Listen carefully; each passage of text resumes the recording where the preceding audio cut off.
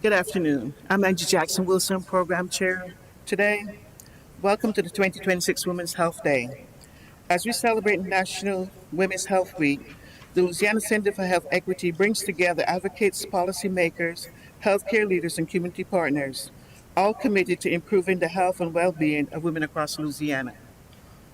Women carry families, workplaces, and communities, yet too often their own healthcare needs are overlooked or unmet. Today, we stand together to correct that. This afternoon, you will hear from expert leaders and women with lived experiences, voices shaping the future of maternal and women's health in our state. Your presence matters, your voice matters. Your engagement today moves us closer to a healthier, safer Louisiana. And now, to guide us through today's program, it is my pleasure to turn things over to the Mistress of Ceremonies, Sydney Simone, anchor for Louisiana First News.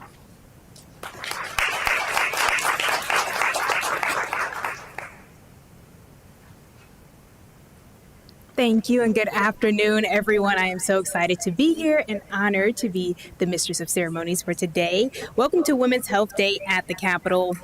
This year's theme is Saving the Lives of Those Who Give Life. Now, I just want to share a few words before we get started.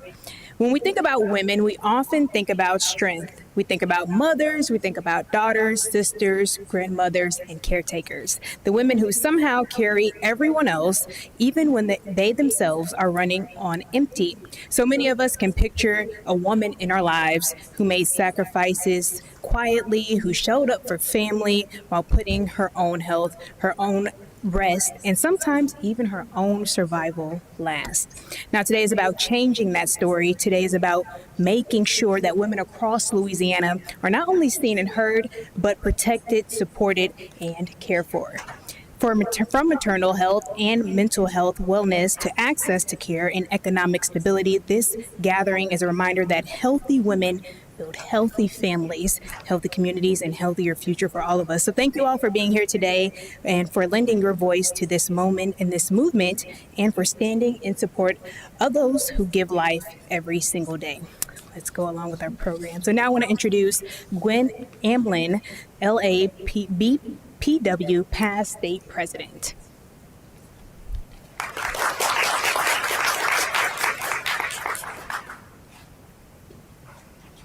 Good afternoon. Let us pray. Eternal Father, we thank you for this day. We thank you for the opportunity to be here today because it is a blessing to be here. So we pray that you would bless each person that is here today, each panelist, each speaker, each person that is here, so that we will be the change agent that you will have us to be. We pray for each mother, each family. We pray for this community. We thank you for the opportunity, Father. We pray that you will bless our efforts, that our efforts will not be in vain, that the things that we will do will be pleasing to you, Father, and that you will get the glory in all that we do. So we say thank you, Father, for this day, for we shall never see this day again. We pray for the organizers. We pray for each person that is here. We pray for mothers everywhere. So bless us. Help us to be able to provide information so that when we leave here today, we will be better than when we came. Thank you in all things that you do. We give you glory, praise, and honor. For it is in your name we do pray. Amen. Amen.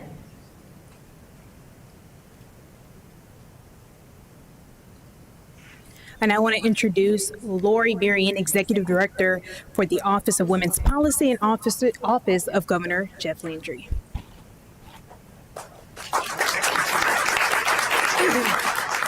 Thank you for coming today. I just want to thank everybody for coming out and celebrating women and bringing and highlighting the unique challenges that exist within women's health care.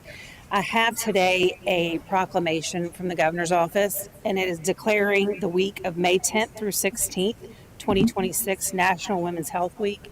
Ms. Wilson, did you want to accept it or the proclamation? Okay.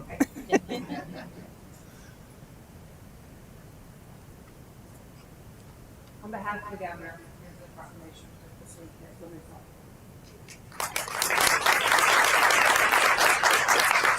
And we do have a little message from the governor himself that they're going to go ahead and play for you guys.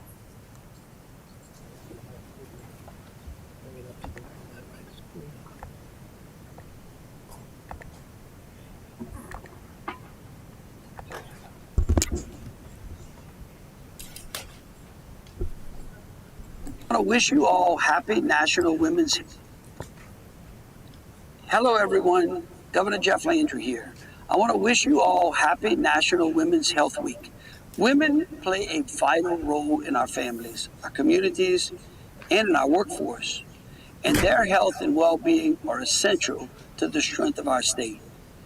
We're committed to expanding access to care, supporting mental health, and strengthening the healthcare systems to ensure healthier outcomes for all women in the state. When women are healthy, our families are stronger and our communities thrive. I hope you all have a great Women's Health Day at the Capitol. God bless.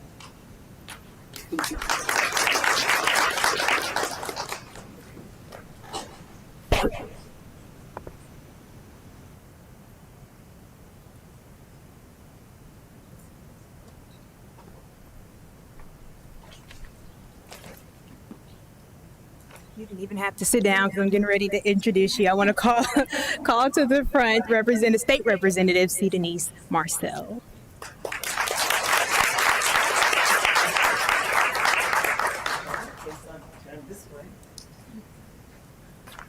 Good afternoon. How y'all doing? Good afternoon. Good. I'm honored to be here today to talk to you a little bit about my fight for women's health and the legislation that I'm introducing during this session. But not only during this session, I think it's a constant fight. Would you all agree? It's not a one-time issue. People make statements all the time about their concern about women's health, and I kind of take that on its face because I'm in a building where they say one thing and they do something else. And so, although it's good to hear that, there's absolutely a crisis in Louisiana when it comes to maternal health care and access for women in the state. So although we can say one thing, the question becomes, what are we going to do as policymakers to change what happens in our state? Are we going to give additional funding to women to have access to the things that they need to make the changes that we need? We are at least double the national average in the rates of women dying either during pregnancy or 1 year after. That should be alarming to everybody in this room. It should be alarming to everyone in our state. And so I have introduced House Concurrent Resolution number 110, and I ask you guys to follow it, which is an urgent request. Many of you are familiar with what happens in the Capitol, and some of you may not be. But it's an urgent request for the Louisiana Department of Health, in coordination with us and the Center for Health Equity. I don't see Ms. Alma Stewart in the room. She has brought, I want y'all to give her a round of applause. She has absolutely been the face of women's health in the Capitol. And it may seem like some of the things that we present or, kind of common sense, but I can tell you that common sense ain't common all the time. And what I will tell you is that, we put forth legislation to encourage, to request information so that we could change outcomes as it relates to women's health, especially when it comes to the maternal mortality crisis that we demand something be done about. But those things aren't always as easy as they seem, even when they come out, if they come out of the committees, because we face challenges even with this particular HR of getting the funding for these even the studies that we want to do when we want to look at it. So I would encourage my message to you all today. I just heard from the governor. I think I walked in on Governor Landry, who said that he's making a conscious effort. So I would urge each and every one of you to contact this office and to make sure that there's no barriers when it comes to the money that we need to do this study. Say this study. All right. Because the first thing that we get is, yes, it's a great idea, but it's going to cost us. The question becomes, what is the cost of someone's life? That's the question that we need to ask ourselves in Louisiana. Too many women are dying daily because of lack of access. If we truly care about women's health in this state, we will put our money where our mouth is.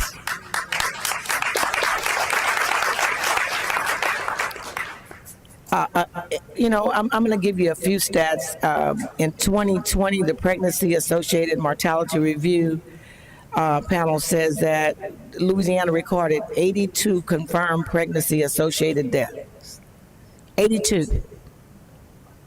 If that's your mother, your sister, your aunt, don't you believe that it deserves us to do something about it?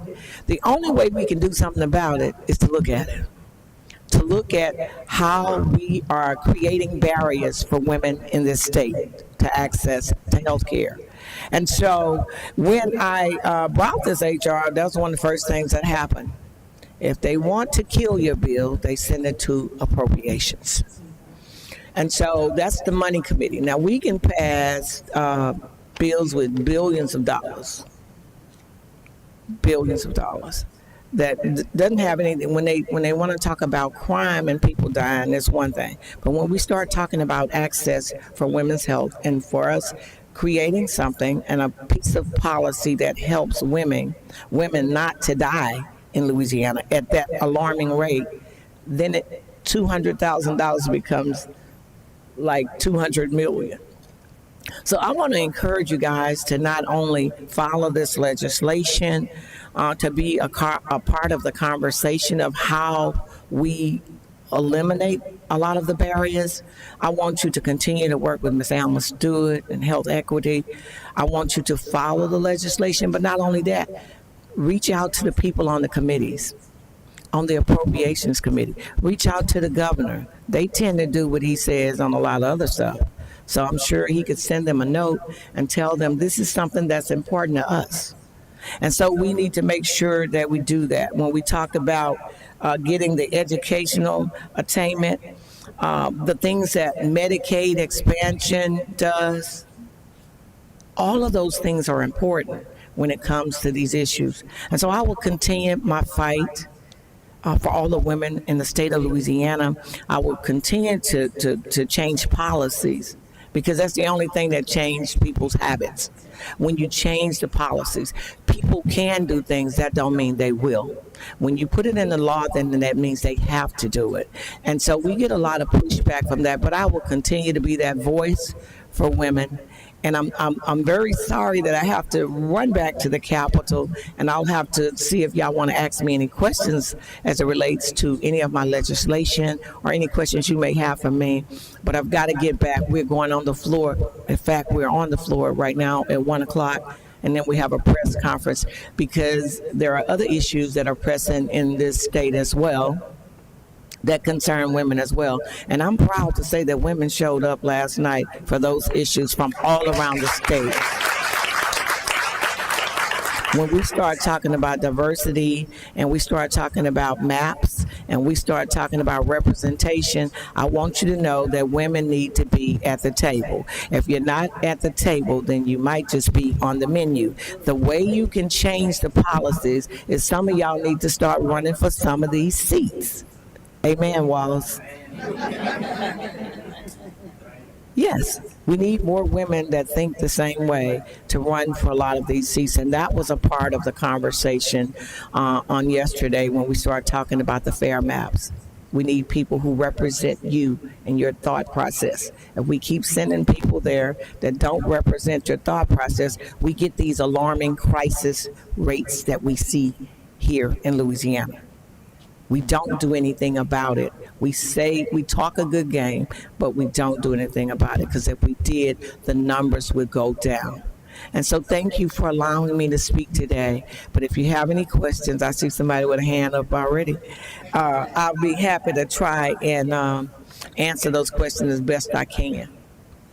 Well, it's not a question, Denise. We'd like to thank you because you are our champion. Give her a round of applause.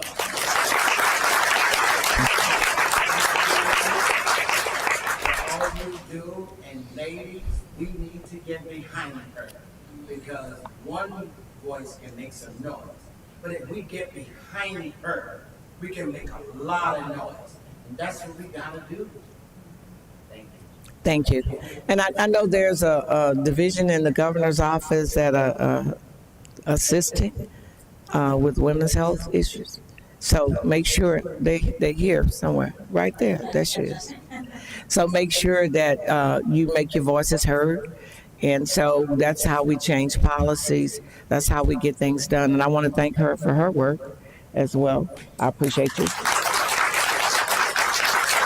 And maybe we can get something done this session. I appreciate you guys so much.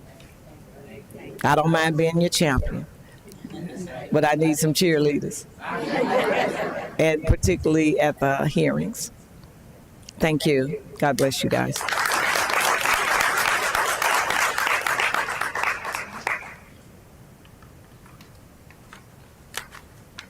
Thank you again, Representative C. Denise Marcel, for your time. I would now want to turn it over to one of the leading ladies behind Women's Health. She is the president and the founder for the Louisiana Center for Health Equity. She is joining us now today via Zoom. I want to introduce Ms. Alma Stewart Allen.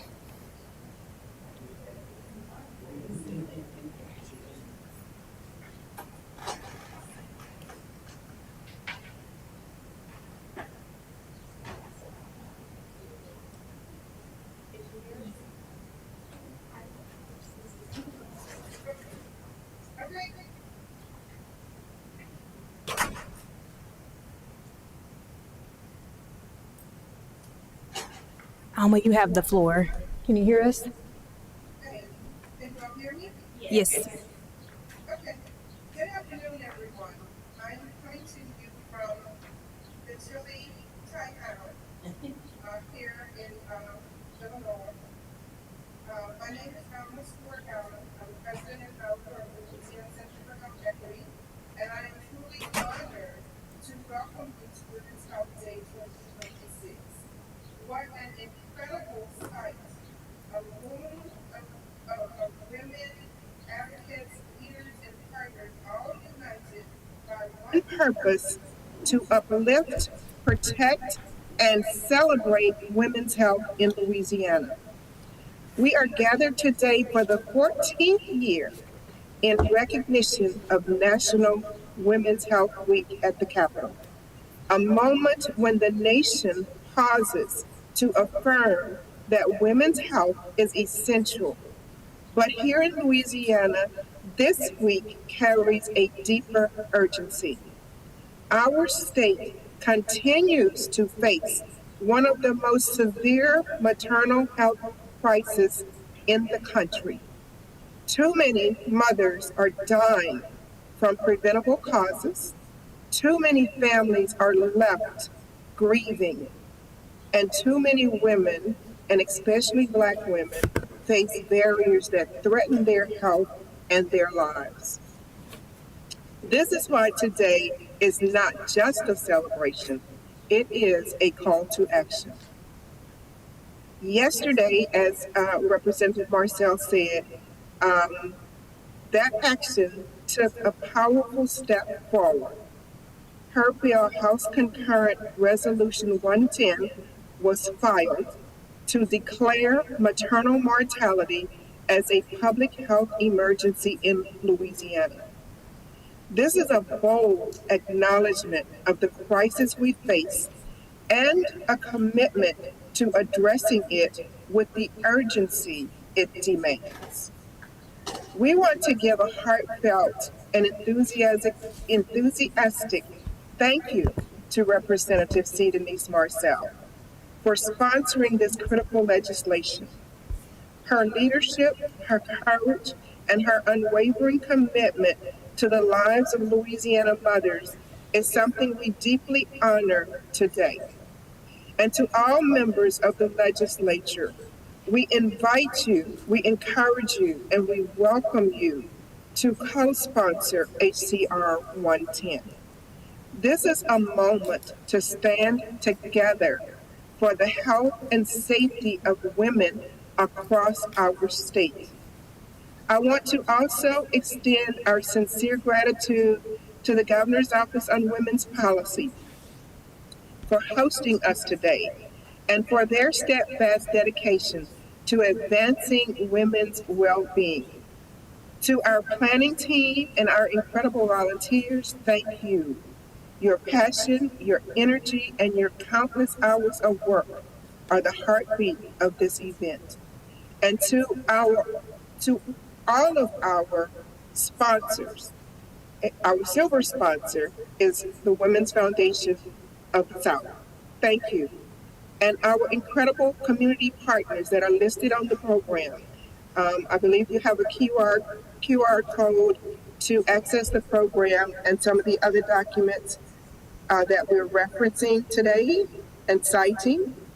Thank you for investing in women's health and for standing with us in this mission. And to everyone here today, you have a role in this movement. One powerful way you can take action right now is by adding your name to the sign-on letter supporting HCR 110. You can scan the QR code and sign now. And if you don't have that, it will be made available, provided for you, to you. Your voice matters. Every voice matters. Your support matters. And when we speak together, we are impossible to ignore. Today is about learning, connecting, and empowering one another. It is about honoring the women who came before us, supporting the women beside us, and protecting the women who will come after us. Thank you for being here. Thank you for showing up. And thank you for standing with us on this women's health journey in Louisiana. Enjoy the rest of the program.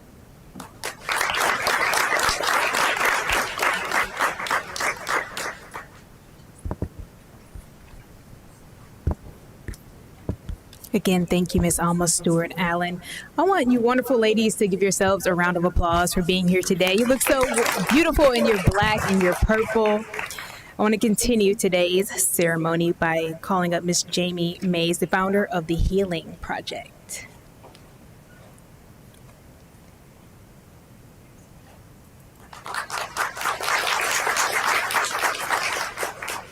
Good afternoon.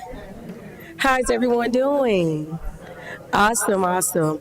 I am so excited to be here. Last year was actually my first time being a part of this annual event. And then this year I had the chance to come back and actually be part of the committee to help plan it. And so it's really important that we become even more engaged in telling our stories. Whether we are in communal spaces like this, or just sharing our stories with our family members and friends, or building even bigger platforms like this one that Ms. Alma has created, it is vital that we become the echo chamber for our real-time lived experiences. So one of the things that I've had the chance to do is create something called NELA Black Maternal Health in Northeast Louisiana, where we face a lot of disparities, especially with poverty and even having several parishes that are considered a medical desert.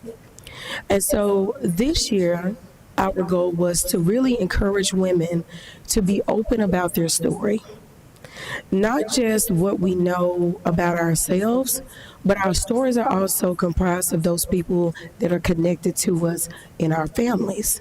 And so when we talk about our health, how much do we actually know about the maternal and reproductive journeys of our family members? So this activity is one that I had the chance to bring here as well for us to explore what you know about your family. So if you look at that sheet, you have 8 questions, and those questions ask a wide range of questions. And you're given 3 options: yes, no, and unsure. And I want to talk about that unsure box because for a lot of us, the things that we don't know can sometimes make us feel ashamed. But this is not a time for us to be ashamed about what we don't know, but to explore those questions we need to investigate, not only for ourselves, but for our children, and for us to also have testimonies to other people we share in other spaces. So here's what I'd like for you to do for this activity. Take a few minutes, read through those boxes, but I also want you to try to think about memories, positive or negative, associated with your family's way that you honor reproductive health, women's wellness, any traditions that you have, and I would like for you to write some notes about that at the bottom. And in just a moment, now you see that I like talking, don't you? But I'm actually going to step away from the mic and turn this space over to you and ask you what thoughts and memories come about when you read these questions, okay?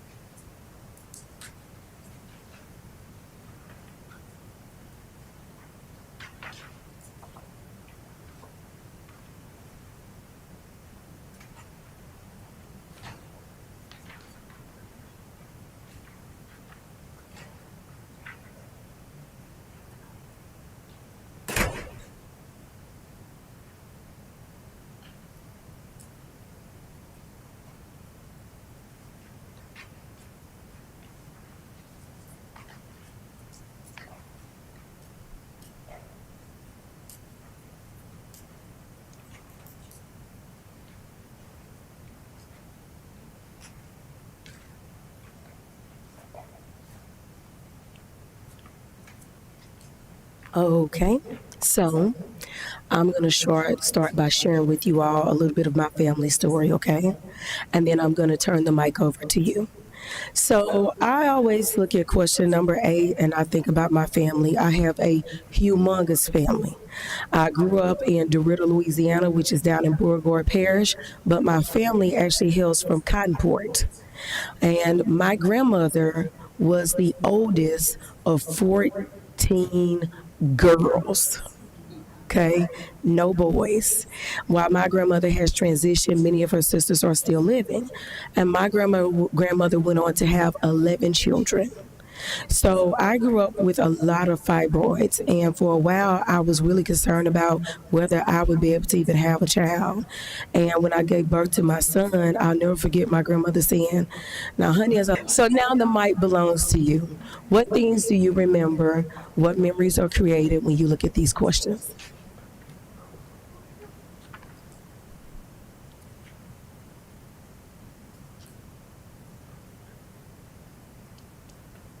Now, all this talking and chit-chatting I saw across the street and before we started, and now everybody is shy.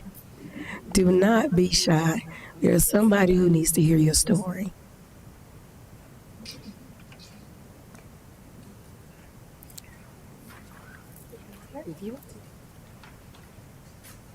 Hi, my name's Grace. I'm a midwife in New Orleans. So my answers are particular to, yes, my personal experience, but when I think of these, my mom was a labor and delivery nurse, not a doula or a midwife, so I really had to go outside of the what's expected of our family and what we've always done, to be able to choose something different. So that was something that I did straight away. There is no, I'm sorry, my family did not have any culture around immediately after having a baby. They might come over for 2 days or so, which is good. You know, my mom came, but before that, no one was really implementing that like we know mothers really truly need. Other than that, I would say my experience of seeing people have to have their baby at home or outside of the hospital due to legal issues, I do see that. I didn't see it before as a mother, but I've been a midwife now for 7 years, so I've definitely had people who were trying to escape, like during COVID, needing to have that freedom that they were going to be able to keep their family together, or the VBAC rules that Louisiana has, things that are just restricting people. It's a shame in general, just that there is so much policy around something that isn't known too much about. That's something that the midwives here in the state are actively working to make that a little bit more practical and less so political.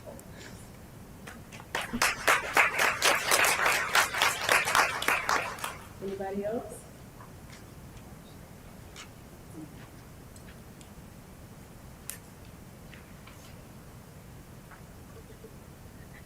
Hi, my name's Akiria Robertson, and the question that stuck out to me was, does your family have a positive view of childbirth and family? So as a therapist, one thing I learned that a lot of people lack support, and I felt like it was different for me and my family, simply because whenever anyone gave birth in my family, my grandmother would go spend the first month with them.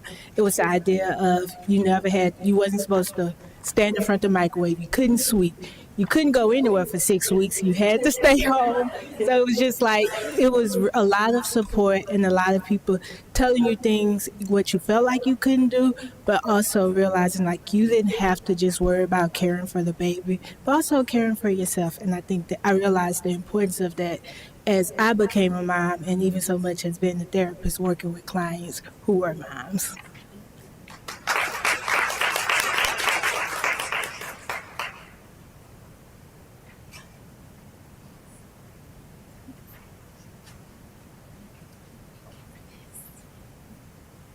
Good afternoon. Thank you for this, Ms. Jamie.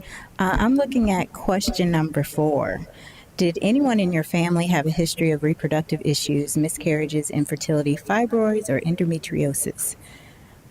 Before 3 years ago, I would have said no. No one had that issue, because on my mother's side, who I'm closer to, no one had the issues that I was experiencing in my late 30s. Particularly around fibroids. And then I happened to have a conversation with one of my aunts when my grandmother got sick, and I realized that my paternal family has a history of fibroids and endometriosis. And I said, oh, wow, it was a revelation. So all this to say, talk to your family, not just that intimate side that you're close to, but the entire family, because genetics are real. So thank you for the opportunity to share. I want to thank you all so much. Thank you to everybody who shared. And to those of us who are a little bit more private about this, the goal of this activity is really for us to start thinking about what we know about our health and our family's history. And what do we want to do different from in regarding the culture of practice around maternal and reproductive health. And I encourage the women in our community to actually sit down and write down a vision. How do you plan to support the women in your family? How do you plan to support your daughters? How do you plan to even educate your sons on being supportive to women as we navigate reproductive and maternal health? Thank you all so much, and I hope you have a great rest of the program.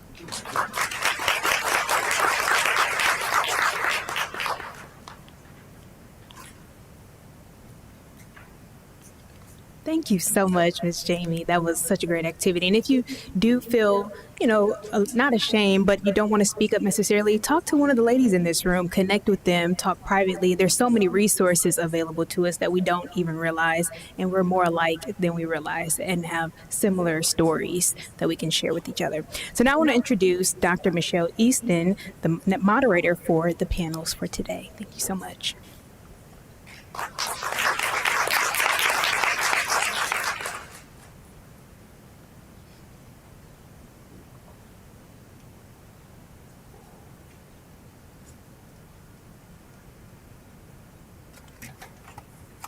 Good afternoon. Good afternoon. All right. It's my pleasure to be here to moderate this conversation.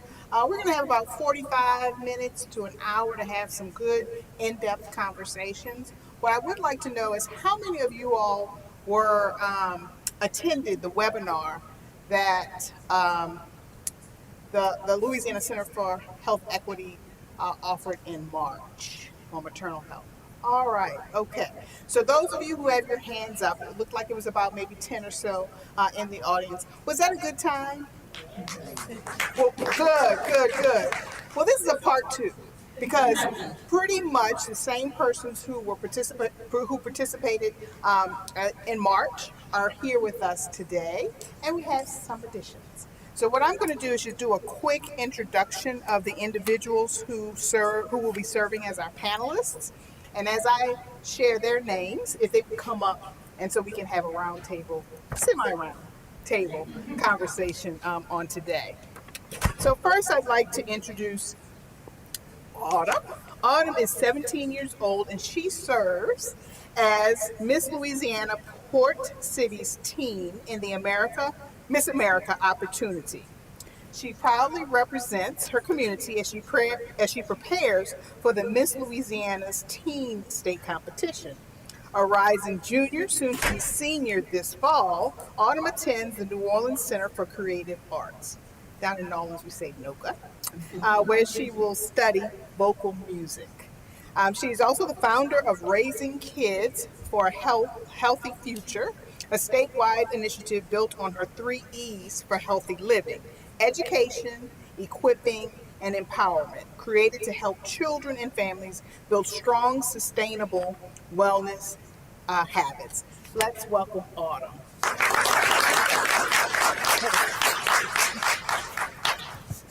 Okay, next I'd like to introduce Robin. Robin Broomfield has spent her career moving data into action.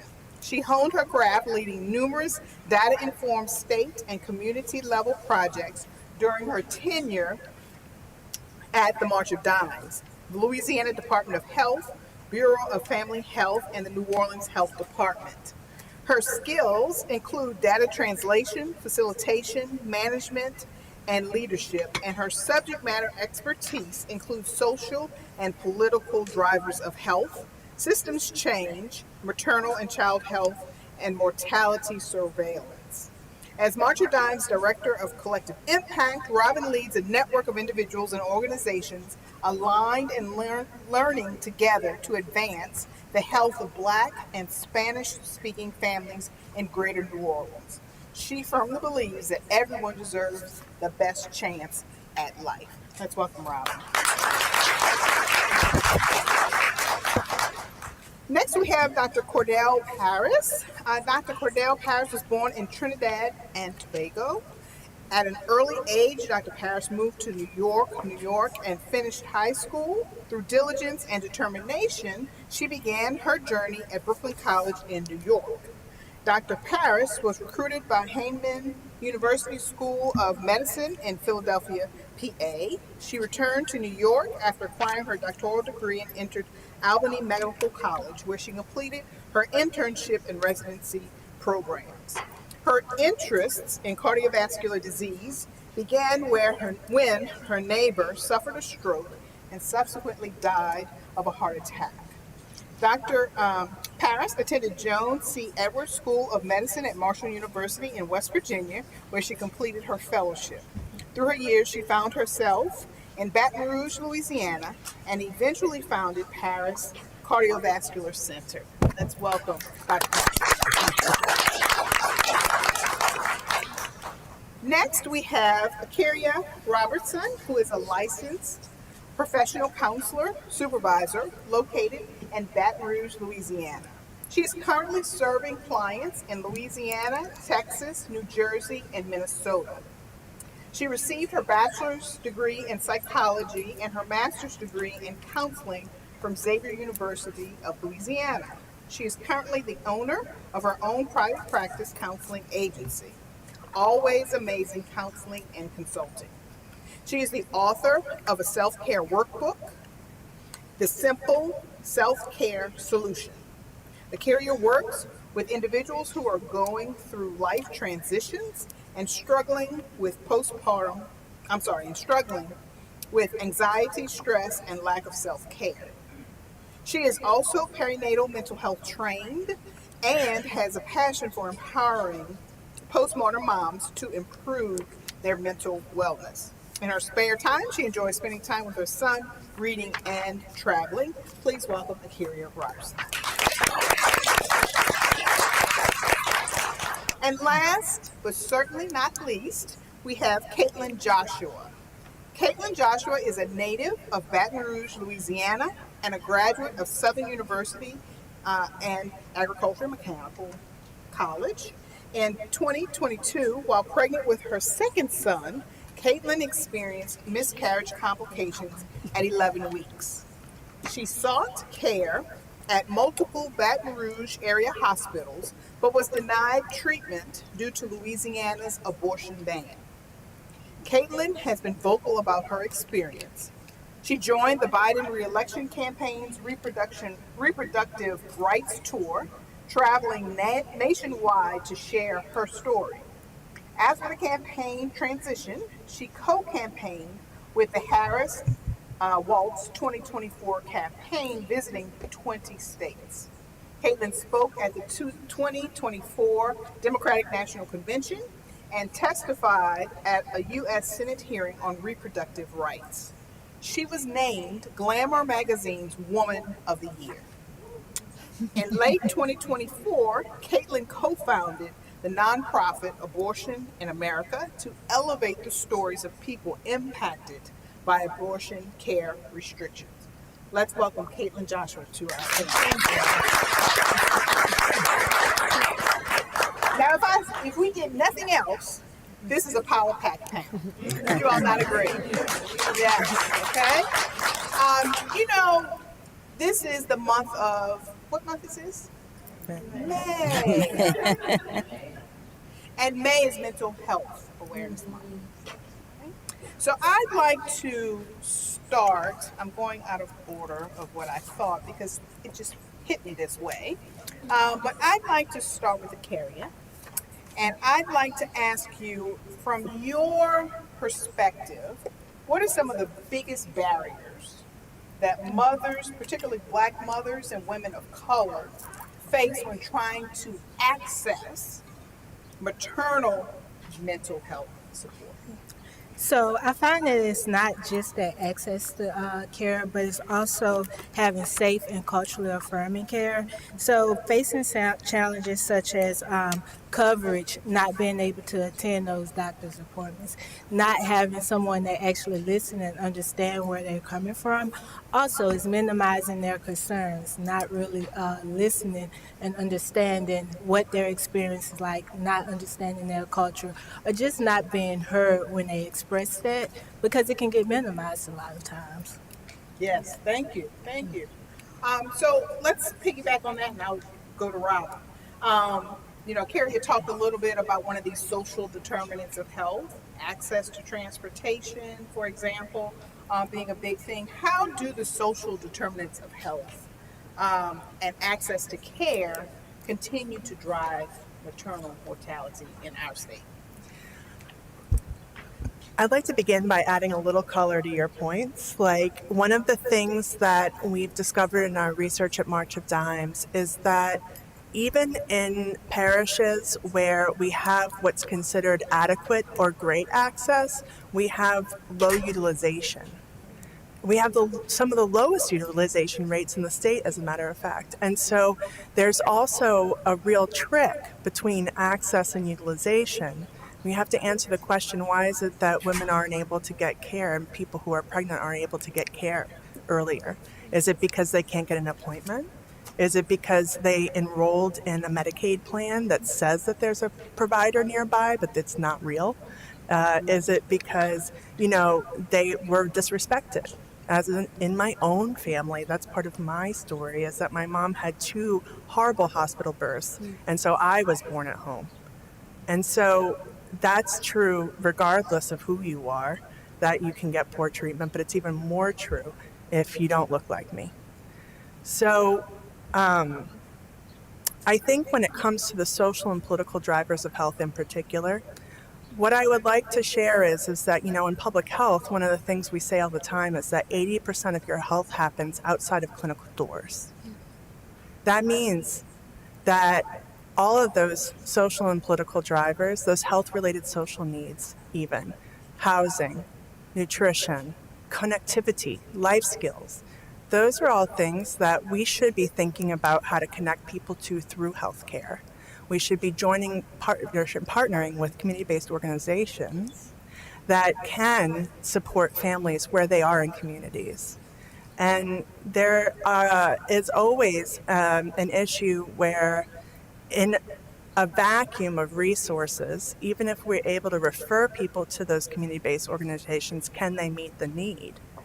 And so how might we reform a system in a way that advances community health in communities and thinks about that from a lens of policymaking, from a lens of promulgation of rules, so that we can reduce the number of inefficiencies that lead to people getting different quality of care based on how they look.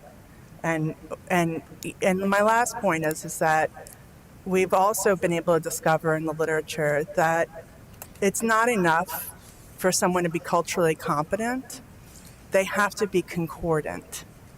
And so you can be aware of someone's experience, but in order to live in someone else's experience, it's nearly impossible. And so really, not only do we need to strengthen those systems outside of clinical doors, but we also need to make it so that we're graduating more Black and brown professionals into the medical system, making that really easy to do. Yes, wonderful. I just, point of personal privilege, I do totally agree with everything you've said. Graduate of Xavier University, Xavier University is getting ready to start a medical school, but that still is just not enough. Right? We've got to start much earlier. Correct. And helping young people of color see what they can do and have the desire then to want to work in their community, right? And so I say that as a pharmacist, but we need as many health professionals of color that we possibly can get. Yes. I just have an insight on that. Even here in Louisiana, we represent 0.003%. Wow. And the state has 55% African Americans. So when you go to the emergency room or you go to the hospital, you're not seeing anybody that looks like us. That's right. And even if you do get in, there's a lot of trauma to just stay above water. So that's something I have experienced here in Louisiana versus New York or even West Virginia. There's definitely something going on here. Yes. And we have a West Virginia connection. I lived there for 14 years. Oh, I love West Virginia. It's a little different. Yeah, it is different. And Akira, I guess the other thing that I would say is also having persons of color in mental health is an area that we also need. And there's a stigma associated with mental health and seeking services. So can you talk a little bit about stigma and the cultural expectations around motherhood and how that impacts a mother's willingness to seek help? Yes, so there is a stigma that's associated, and while mental health is talked about widely today, and you see a lot more people seeking help, you see a lot more people advocating, there's still the idea that struggling means you're doing something wrong, it means you're failing. It's the idea that whenever someone gives birth, the first thing they ask about is, how's the baby? What's the baby doing? They always check in with the baby, but not checking in with moms. And then moms feel like, oh, I should say this is a great experience. I should say that I'm happy. When really, you're not sleeping at night. You're struggling to care for the baby. I remember during my journey, a friend reached out to me, and the first thing she asked was, how are you doing? Like, what's going on with you? And I realized, I was like, this is hard. Like, I'm not sleeping at night. So all of those things help you realize, like, the idea of being like that strong woman, particularly the strong Black woman, why it does show resilience. It does show help. It does show that lack of needing help, being able to be prideful, being able to be proud. Also, it does come with that stigma of, if you do seek help, that something's wrong, that you're failing. So being able to understand that when you're reaching out, that sometimes people may struggle with asking for help. They may not realize what help look like. They may not even know how to receive that help. So being able to say, like, this is when I'm showing up, and I'm just going to do this for you. I'm going to help you out, because sometimes they don't know how to ask or what they need, and being able to have someone to step in and provide that need to them can be powerful in their healing journey. Awesome. That's wonderful. So let's get Autumn into the conversation. As a youth leader, what I'd like you to share with our audience is, what barriers do you feel that young people may face when trying to get this accurate information, which decreases stigma, right? That's one way that you can decrease stigma, is by getting good and accurate information. But what do you think about getting judgment-free information? What, especially about reproductive health? So I think a positive thing that our generation has is social media. We have so much access to information at our fingertips, where we're able to educate ourselves on different ways we can make sure that we're staying healthy before pregnancy. And I think as a youth advocate, that's what I do when I go into schools. I speak to the children about the importance of their future and how their health right now determines their health in the future, as well as the importance of their overall health. Even if they decide not to have a pregnancy later on in life, they still have those skills and that equipment to live a healthier lifestyle, like eating a balanced diet and making sure that they have fun with exercise. And seeing that from other youth, that makes it really a more reliable source, as well as a more obtainable source, and they can understand that information a little bit better. So having younger people and in leadership positions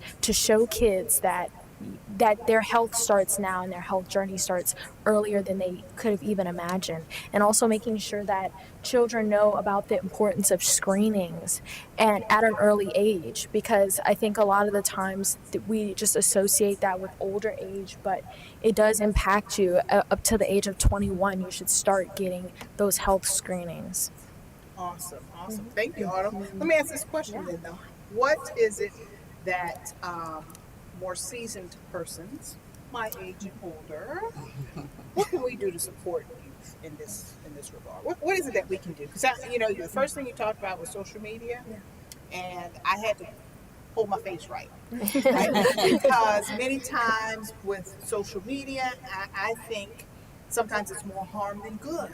Yeah, but I need to be non-judgmental, right? So what are some of the things that older persons can do to help the youth as you all step into the destiny of leadership, right? And doing the things that you're doing. I think it's important to lead without judgment and being there as a supportive adult in their life, a safe space in their life, making sure that they feel comfortable to speak to you about their reproductive health as well as their overall health, to be free of judgment from their peers as well as the older adults in their life. And social media, it can be negative, and I'm glad that you mentioned the negative aspect of it, because there's so much information that children are bombarded with. They don't understand necessarily what they should believe and what they shouldn't believe. So I think it's important as adults that we make sure that they're getting the information that they need at an early age and being there as a supportive adult in their life.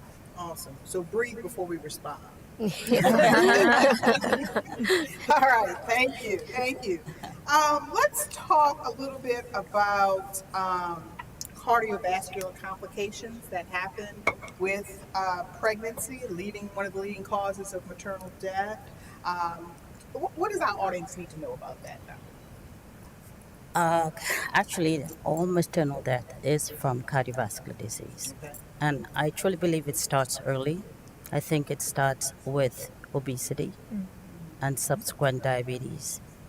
And then the inability, you've done that research, of the placenta to actually attach to the uterus, hemorrhage, hypertension, and overdose. And as you know, Louisiana, we're ranking number 3.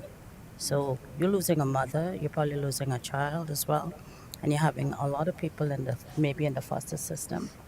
You can go to Women's Hospital right now and you go to the maternity ward and there are babies up for adoption. You could choose. There's quite a few. So cardiovascular disease starts really early if you have obesity and diabetes. So a lot of folks here, we're running about, I say 40 to 60% obesity in the young folks. And that's where the issues are. So I get in my practice quite a few pregnant people with preeclampsia, which is what they call it, hypertension in pregnancy. And there's lack of blood flow to the placenta and bleeding complications after. Because when the blood pressure is high, which is also called hypertension, you're unable to close those open veins and arteries after birth. So it's a huge deal. I would think immediately once you get pregnant, you should come in and get that blood pressure controlled, so that you can have a healthy baby. Awesome. And I guess I want to piggyback 2 of those things that you said, as well as what Autumn shared, is that we may be too late once someone gets pregnant to be talking about getting healthy. Yep. It may be that we need to be talking about being healthy from the very beginning. Before. Right? And using that as the pregnancy piece as one piece of continuing your generation, building your legacy, but you have to be healthy very young so that when it is time, much later, to and you decide that you want to reproduce, then it's not a matter of saying I have uncontrolled hypertension or I have diabetes that may have been preventable before. Yes, right. She was trying to jump in. I can see her excitement. It's like, oh wow, okay, let's see what you got to say. So we just did a bunch of research on a few things. So the first thing I'd like to share is that preeclampsia rates are through the roof. Yes, I know. And I know you know. I know you know. We're actually, as of 2025, second highest maternal mortality rate in the nation. And in Louisiana, preeclampsia or hypertensive episodes, both prior to and during pregnancy, have increased 75% in the last 10 years. And so when we did the research, we said, what's true? Because I think, if you know me, you know I have a problem with BMI. I'm so sorry. My physician friends hate it when I bring it up. But we said, okay, well, what's true? We worked with the Louisiana Public Health Institute and the Bureau of Family Health, and we asked, what's true of people who get pregnant, who have a pre-pregnancy high BMI diagnosis? And we found that overwhelmingly they were suffering from hypertensive disorders. And so what we know about obesity itself, regardless of what you think of it as a measure, it's very resource intensive to treat. You need time to exercise. You need theoretically a gym membership or a safe environment to go out in. You need money for healthy food.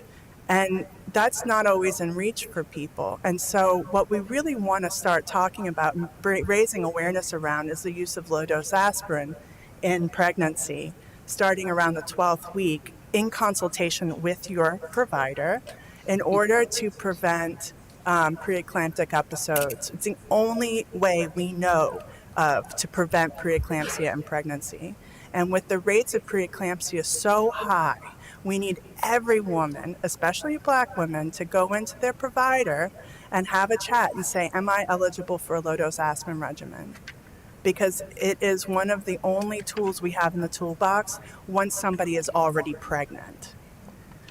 The hypertension rates in Louisiana pre-pregnancy have also skyrocketed in the last couple of years. And so, yeah, then there becomes a question of how do we control that hypertension prior to pregnancy? How do we get people exercising? How do we get them eating well so that when they enter into that phase of life, they're ready? But I cannot emphasize how important it is to tell your pregnant friends to go to the doctor and talk to them about whether or not low-dose aspirin is for them. Thank you. Awesome. Let me continue a question about that then. If the rates have been skyrocketing over the past 10 years, I think you said, why? Do you want to take this one? I'll go ahead and take it. I think it's a lot of things. I think, everything from the food that we eat is less nutritious now than it was 50 years ago. Which was that was just on NPR yesterday, I think. I don't know if anybody got that earful.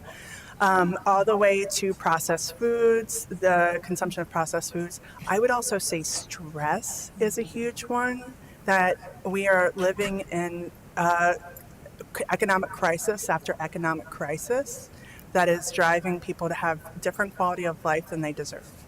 And so I think that we cannot de-emphasize the role that those health-related social needs, having stable housing, having a phone to call your mom and your friends, like all those basic things contribute to your holistic well-being. And I think there are other people on this panel that can speak to the processes, the emotional processes that lead to hypertension and the physical processes that lead to hypertension. But on a population level, we are talking about these investments we need to make in people's well-being way before we even talk about getting pregnant. I do have an addition to that. I think the foods that is in Louisiana, it's processed. There's a lot of steroids, even chicken wings, even this plastic bottle that I didn't open. It has vinyl chloride that looks like estrogen, and it's in your system. I don't know if you look at that research, and I wouldn't drink this at all. In your children's children, it increases ovarian cancer. It's well documented, well studied, but everybody and their mother drinks out of this. And this goes to the baby, and when it goes to the baby, you have mental health crisis because you're putting in estrogens and plastics, microplastics into your system. So I do filtered water, which is a lot of people are doing now, but it's really in the fertilizer, in the food, in the steroids, in the meat. There's some things you could avoid, some things you cannot avoid. But once you know, you can make those changes. Yes. Well, thank you. You all get your questions ready. All right, so I scared you guys, didn't I? yeah, all kinds of things were running in my head. I don't know about you guys. A lot of things were running in my head. We need to do more of our own gardening and doing some things. But again, you have to watch fertilizer and things like that. Yes. Okay, so Caitlin, I'd like to come to you. Such bravery, fierce courage is what I say to Caitlin. Yes. What I'd like you to share, Caitlin, with us is what do you see as the biggest disconnect between our healthcare system and what it's supposed to provide, and with your lived experience, what your perspective is what is that big disconnect? Yeah, so I would have to say, and I've said this a couple of times, the biggest disconnect, especially as it relates to my story and so many hundreds of women I've heard from across the state of Louisiana's story, is the ability of, or inability of physicians to be able to do their job, right? Just simply be able to practice more than substandard care in a time where we're looking at, I saw a study last week where it says actually we're 50% maternity care deserts in the state of Louisiana now, which I was still operating under the assumption that was like 30%. And so when you look at the 50% rate and the amount of access that people don't already have at their disposal, and then you're talking about people having to travel for care, it's going to be very difficult for physicians on their own to fill in those gaps, right? So the least that we can do is make sure that we're not passing bills and laws that we have to implement that further criminalizes care. Essentially, physicians that saw me, and I went to 3 different hospitals here in the Baton Rouge area, I know they wanted to help me. Like, they looked me in the eye had a conversation, wanted to say the terminology that I needed to hear in order to, go get the care that I needed. But because they were so constrained or confined by the law, they knew that they were facing fines and fees, they were facing potential loss of license, jail time. When you're trying to weigh, do I help this person and take a risk in being investigated, or do I, send them on their way with Tylenol? Which one would you choose, right? And so I've said many times, like, obviously, I give a lot of grace to I've even actually heard from a couple of the physicians who saw me 3.5 years ago, or 3.5 years ago, within a 1 week span. And I actually saw a midwife, and I don't mention this often, but I saw a midwife at the end of, that 1 week, that first week of miscarrying, who literally changed kind of just my thought process, if you will, on how I would have to watch myself. And she said, look, I know that no one will tell you that you're having a miscarriage, but I'm going to let you know that this is what's happening with your body. I can't help you with the care that you need, but I'm happy to watch you for the next however many weeks that you need in order to, make sure that you're not hemorrhaging, et cetera. And it took me right under 2 months to pass that pregnancy. Has completely shifted the way that I think about expanding my family in a state that's supposed to be so pro-life. Why are we creating laws that prevent people from making decisions around whether or not they want to be parents at all, right? And so that is going to cause a major disconnect between the healthcare system and the trust that, and not to be like anecdotal or, use references that aren't helpful, but there's already a rhetoric and a trend in which the Black community doesn't trust a lot of medical providers or the system on the whole. And when you take a law like abortion bans or some of the other laws that create that piece of criminalization, you're causing even more of a disconnect between the system and people that need it the most. And so until we get in a place where I know Representative C. Denise Marcel was here earlier talking about some of the resolutions she's trying to pass, like that is the road that we need to take. That's the pathway forward to making sure that we're giving people what they need in a state like Louisiana with such high morbidity rates, which every time I do a panel with y'all, I feel like it gets higher, like it's wild. But I certainly am an advocate for making sure that we are implementing bills and policies that help people instead of continue to harm them.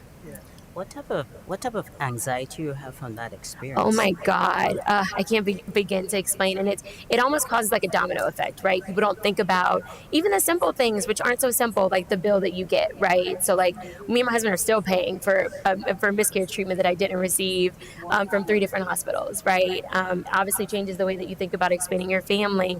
I have a twin sister right now. She was with me going through, FaceTiming me. She was in medical school at the time, saying, look, you're not going to be able to get the care that you need. You're going to have to toughen up and, advocate for yourself. But I don't know if that will do anything. So like people around you that are involved in your trauma are also directly impacted.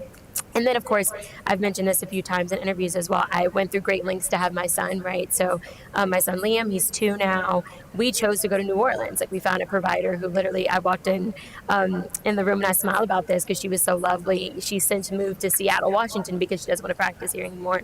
But I walked into the room and she had a pen that said, we believe in abortion care if you need it, right? And I remember like saying, okay, this is where I need to be. I'm willing to travel an hour away from home, understanding my privilege in that people shouldn't have to do it and they don't want to do it and they can't afford to do it. But we went through great lengths because I didn't trust going back to those same hospitals that turned me away that first time. And so it essentially has changed so much, not just the way that I look on to the healthcare system in Baton Rouge, but also the way that I tell other people to advocate for themselves, the trauma involved, like the domino effect continues. And so I've done the work, speaking of mental health professionals, to kind of, go through therapy. My husband's went through therapy, some of my family members that had to go through that experience with me. And so I'm, of course, an advocate of making sure you get the care you need around mental health as well.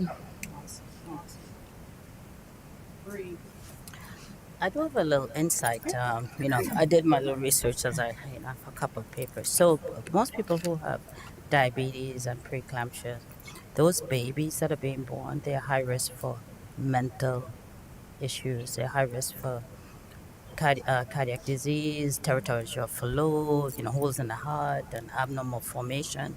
When the sugars are really high in the beginning or the pressures are really high in the beginning, during that first 8 to 12 weeks when the organs are being formed.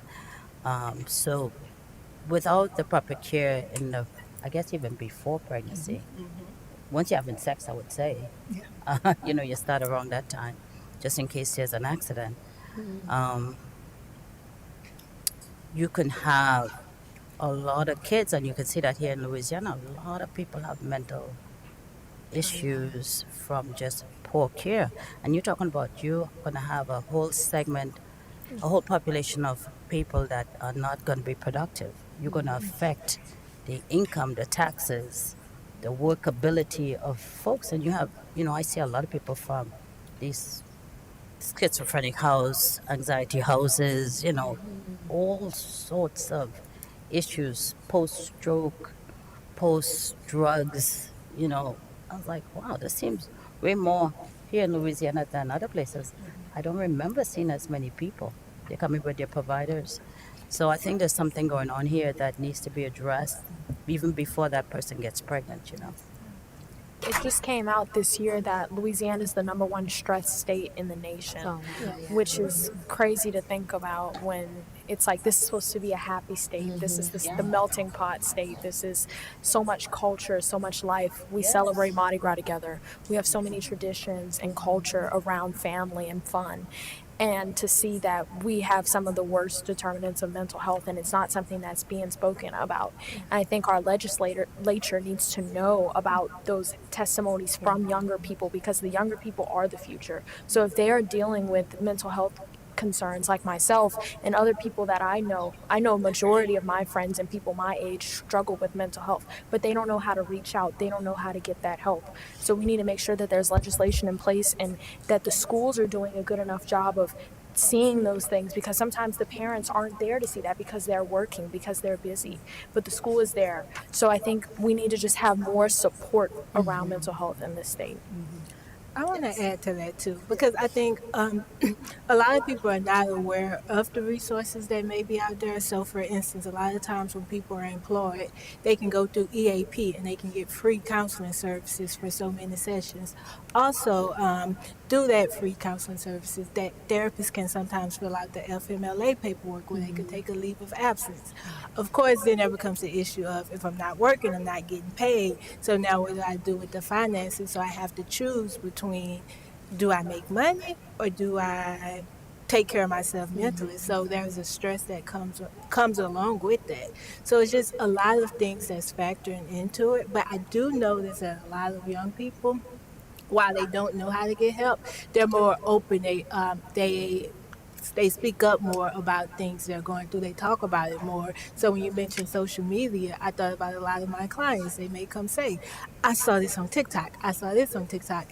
And they're more open to saying, like, I'm going to get my blood work done. I'm going to do this. I'm going to make sure that I'm okay, even if they're not someone that's like wanting to have kids or wanting to be parents, but just making sure that they're okay physically, not just, and then checking in on their mental health to make sure everything aligns. So I think things are being done, but there's still a gap that's happening. Yeah, I want to challenge you a little bit that the push forward is to get young people to run for office. Because I've seen plenty of legislators sit from the dais and watch someone tell them about the worst moment of their lives, break down in tears, and say thank you very much and move along with their day. And until that dais is filled and looks different, it's going to be the same. So that's my push. And I think more youth need to see younger legislatures, because they do exist. We know in Tennessee that there are 2 young black men, and they are being pushed out of their office, unfortunately. But I think it's really important that other young kids see that. Let me ask you a question, because I did only 1 year of high school in the United States. Do they have a health class for issues in high school? Yeah, so some states do. I believe there's only 16 states that offer that health curriculum. Louisiana is not one of those states, and we rank 50th in overall health outcomes, and I think it is a direct correlation to that. There is no health or nutrition courses, or PE isn't even mandated for all students, or sex education. That is not something that I ever learned in high school. That would be something to start up early, Yes, it is. So they understand, the foods and as you know, the HIV risk here is pretty high. We're number 3 especially in Baton Rouge. in the country right now. So there's a lot of stuff that goes along with it, I just anecdote. As I mentioned, I lived 14 years in West Virginia, but I'm a New Orleanian. I've been here the majority of my life. I was away for 20-something years. But the correlation between West Virginia and Louisiana being at the top of the list that you need to be at the bottom of, Yeah. and being at the bottom of the list that you need to be at the top of, Yeah. is very striking. And there are some correlations, I believe, there that that have to be addressed, and they need to be addressed in multiple different ways. And you know, I do hope that young persons, I vote for Autumn. Yeah. Autumn for president. Yeah.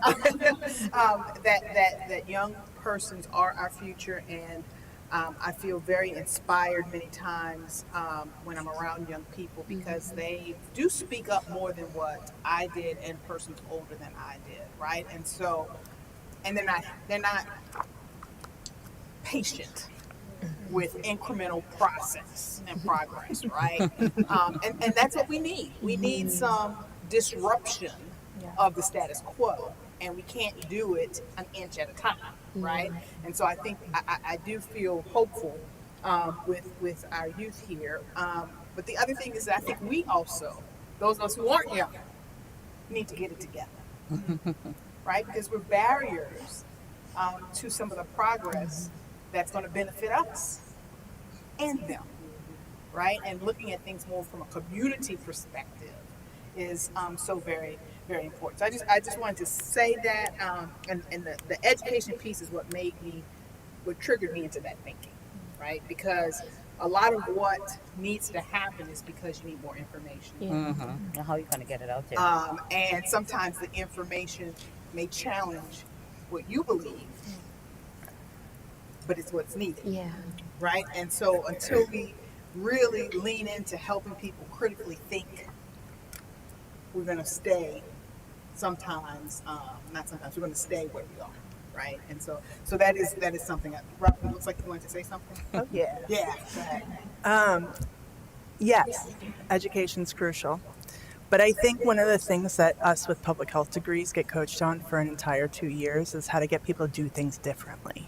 Yes. Right? It's not just about taking in the information. You actually learn a lot of behavior change models around, like, okay, somebody learns that they need to change. And then once they know they need to change, they start thinking about change. And so you go through this whole process.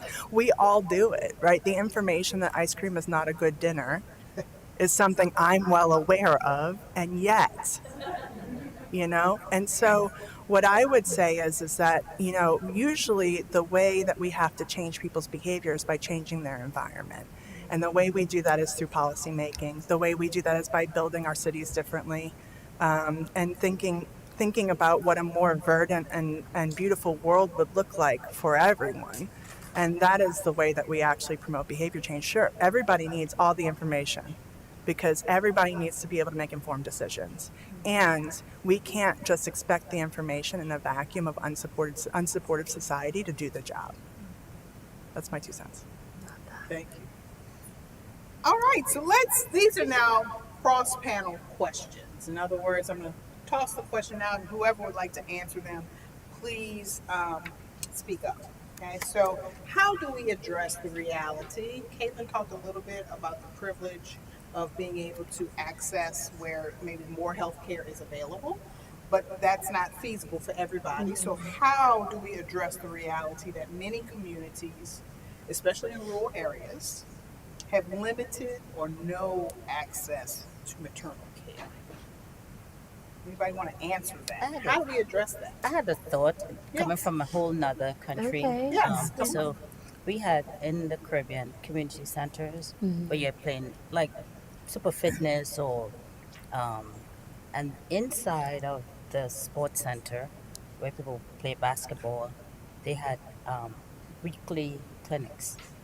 And so you have one day for OB, one day for bone, one day for whatever, birth control, whatever, and just have it inside the school on a Saturday, once a week or once a month, where they have access to care. The doctor goes to them in the school with maybe a little room set up with a little ultrasound or whatever to stop that process. And then inside the school, young folks can come and get, we had in the Caribbean, our dental work were done from 7-8 every year. We run as a big group, and then we had the blood pressure thing as a big group, and we had birth control as a big group, and then people without, we have national health care, so with OB people had, they would go as a big group. If you wanted to go private, you could.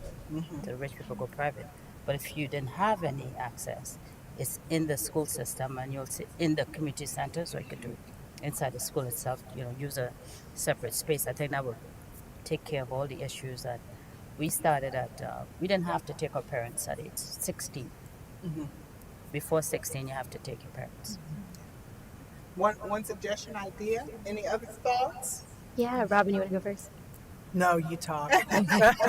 You're funny. No, I was going to say that other states have done this really well, and I think New Orleans is trying to stand it up as well, where they create, get more creative within different provider groups. They come together, whether it's like the doulas and the midwives with the OB, or maybe they don't have an OB at all, it's an NP, and the state tends to incentivize different provider groups like that.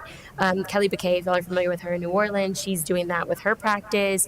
We're trying to support, I say we, a bunch of reproductive healthcare groups are trying to support some of this in North Louisiana, kind of bringing that model to the state so that we can kind of copy off of some other states have done it well. I will also say those states have also provided bills and laws that can actually incentivize financially, right? And so we do need to push our lawmakers if we really are talking about, I know the young lady was here earlier from Governor Landry's office talking about, the week in which we're celebrating or acknowledging Women's Health Week, and what would it look like to kind of work with them to push our lawmakers to pass something next session that really does incentivize these groups to be able to do this on a larger scale, because it's possible, we just have to actually do it.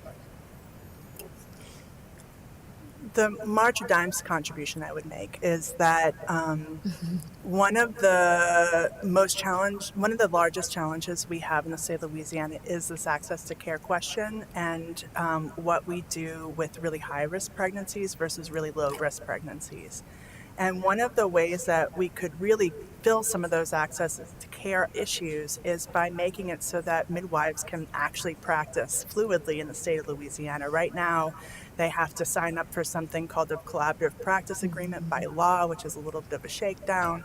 And if we could change the reimbursement rates for midwifery care so that it's a livable wage, if we could change the reimbursement rates for doula care so that it's a livable wage, if we could make it so that midwives needed less oversight to practice in rural areas, not to say that they don't need to be associated with somebody who has admitting privileges, we're reasonable here, but that the preceptorship requirements be met more easily because there are more people practicing in the state of Louisiana, so looking at other professions that support pregnant people and thinking about how to advance their scope of practice and professionalism is one of the key ways that not only can we close gaps in access to care, but also we can resolve the issue between racial and cultural concordance and competency. Awesome. Here's the next question. What role, can you see these wonderful persons out here?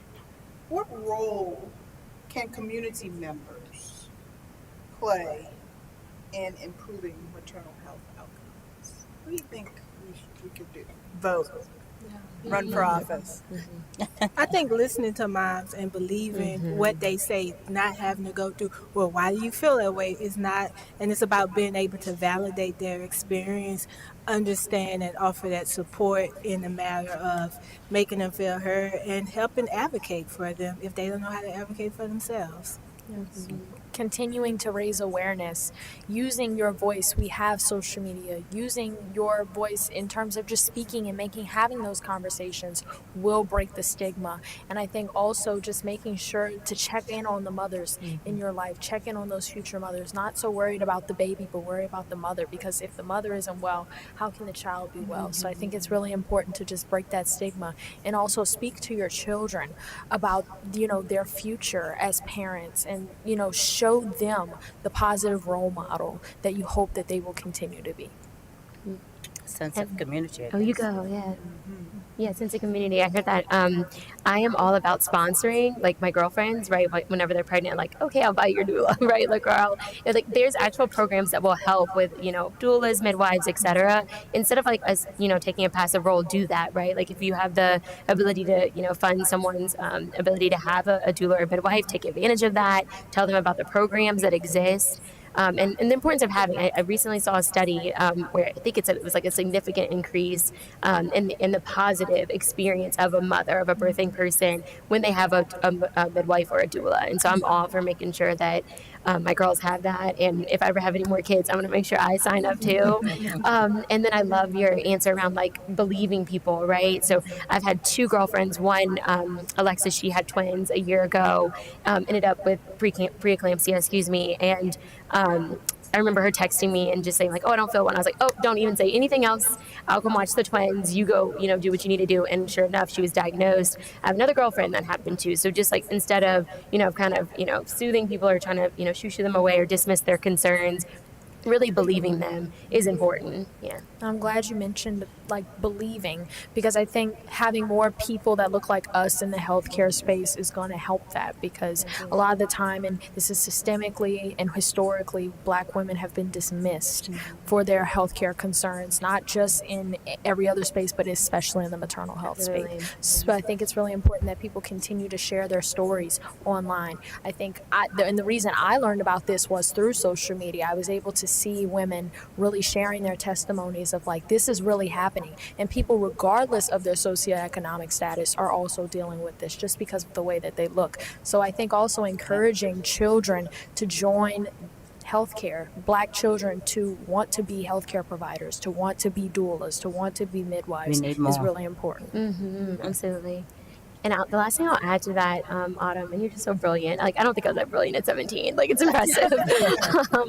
And so grateful for you and your leadership, your youth leadership. I do agree. Storytelling is huge, right? I posted a story the other day, and a bunch of people saw it, and all there was Black women in Louisiana telling their story, right? And like as a sense of healing, but then also building community and finding solutions in the chat, right? Like it's gold, right? And so we do have to share stories more. Well, we're at the point where we want to open it up for any audience questions or comments. I still have more questions, but I want to give you guys some questions, opportunity to share if you would like. You have access to an expert panel here. They are fantastic, phenomenal. So does anyone have a question or a comment that they would like to share? Yes. I think this one is for Robin. Okay, yes, Ms. Gruenfeld. My question was about, we did a little bit of research on maternal mortality leading up to this, of course, and I was having a hard time kind of following how they kind of track the data of who they consider a pregnancy-associated death and otherwise. So I was wondering what's your thought process on if the problem is understated or not, if we're getting the proper numbers because of the way that it's tracked. I'm so lucky I used to have a job that actually dealt with these definitions. Otherwise, I would have no idea. So the way that pregnancies are categorized typically are for those who are unindoctrinated in the pregnancy-associated mortality review process. We look at pregnancies that happen during pregnancy or within 1 year following pregnancy.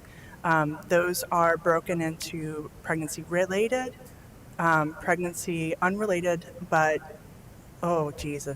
excuse my French, pregnancy-related but unable to determine, pregnancy-associated but unable to determine relatedness, and then pregnancy-associated. Thank you, Bureau of Family Health staff. And so what that means is when it's related, that means it's a cause that's directly associated to pregnancy, right? A physiological cause. And if it's not related, then it's something to do with the state of mind of pregnancy, the way that your community reacts to your pregnancy. In other words, you might die in a homicide because we know that people's often their last time seen alive is the pediatrician's last visit, right? The first year visit. We also might see a ton of overdoses, speaking to the mental health, behavioral health aspect of things.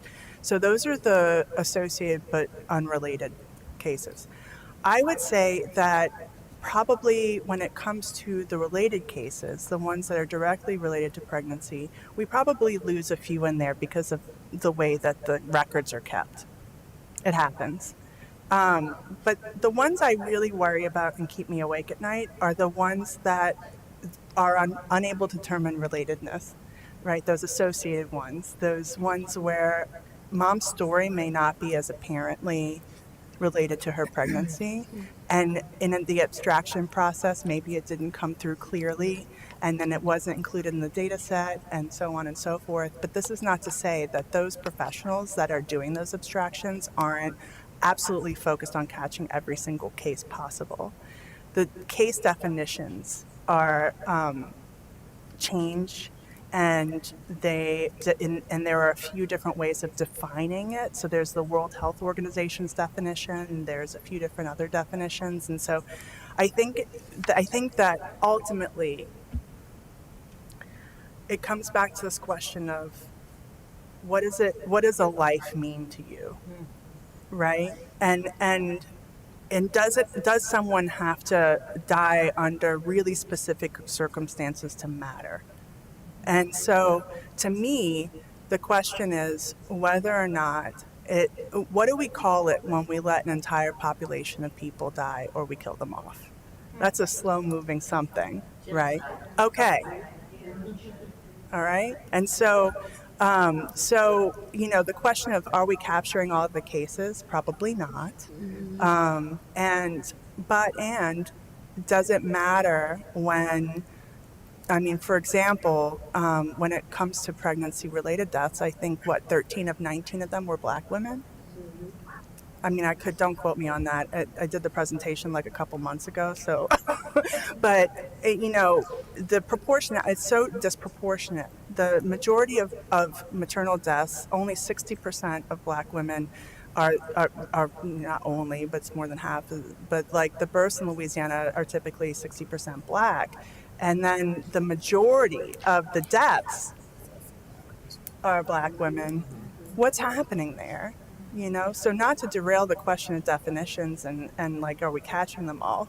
But to kind of get back a little bit and say, what's going on here in terms of disparities? Like, is it a question of definitions, or is it a question of seeing the problem clearly as a community, as a culture? I do want to say one thing about the overdose. A lot of people assume that medicinal marijuana is actually healthy, or marijuana in a whole is actually healthy.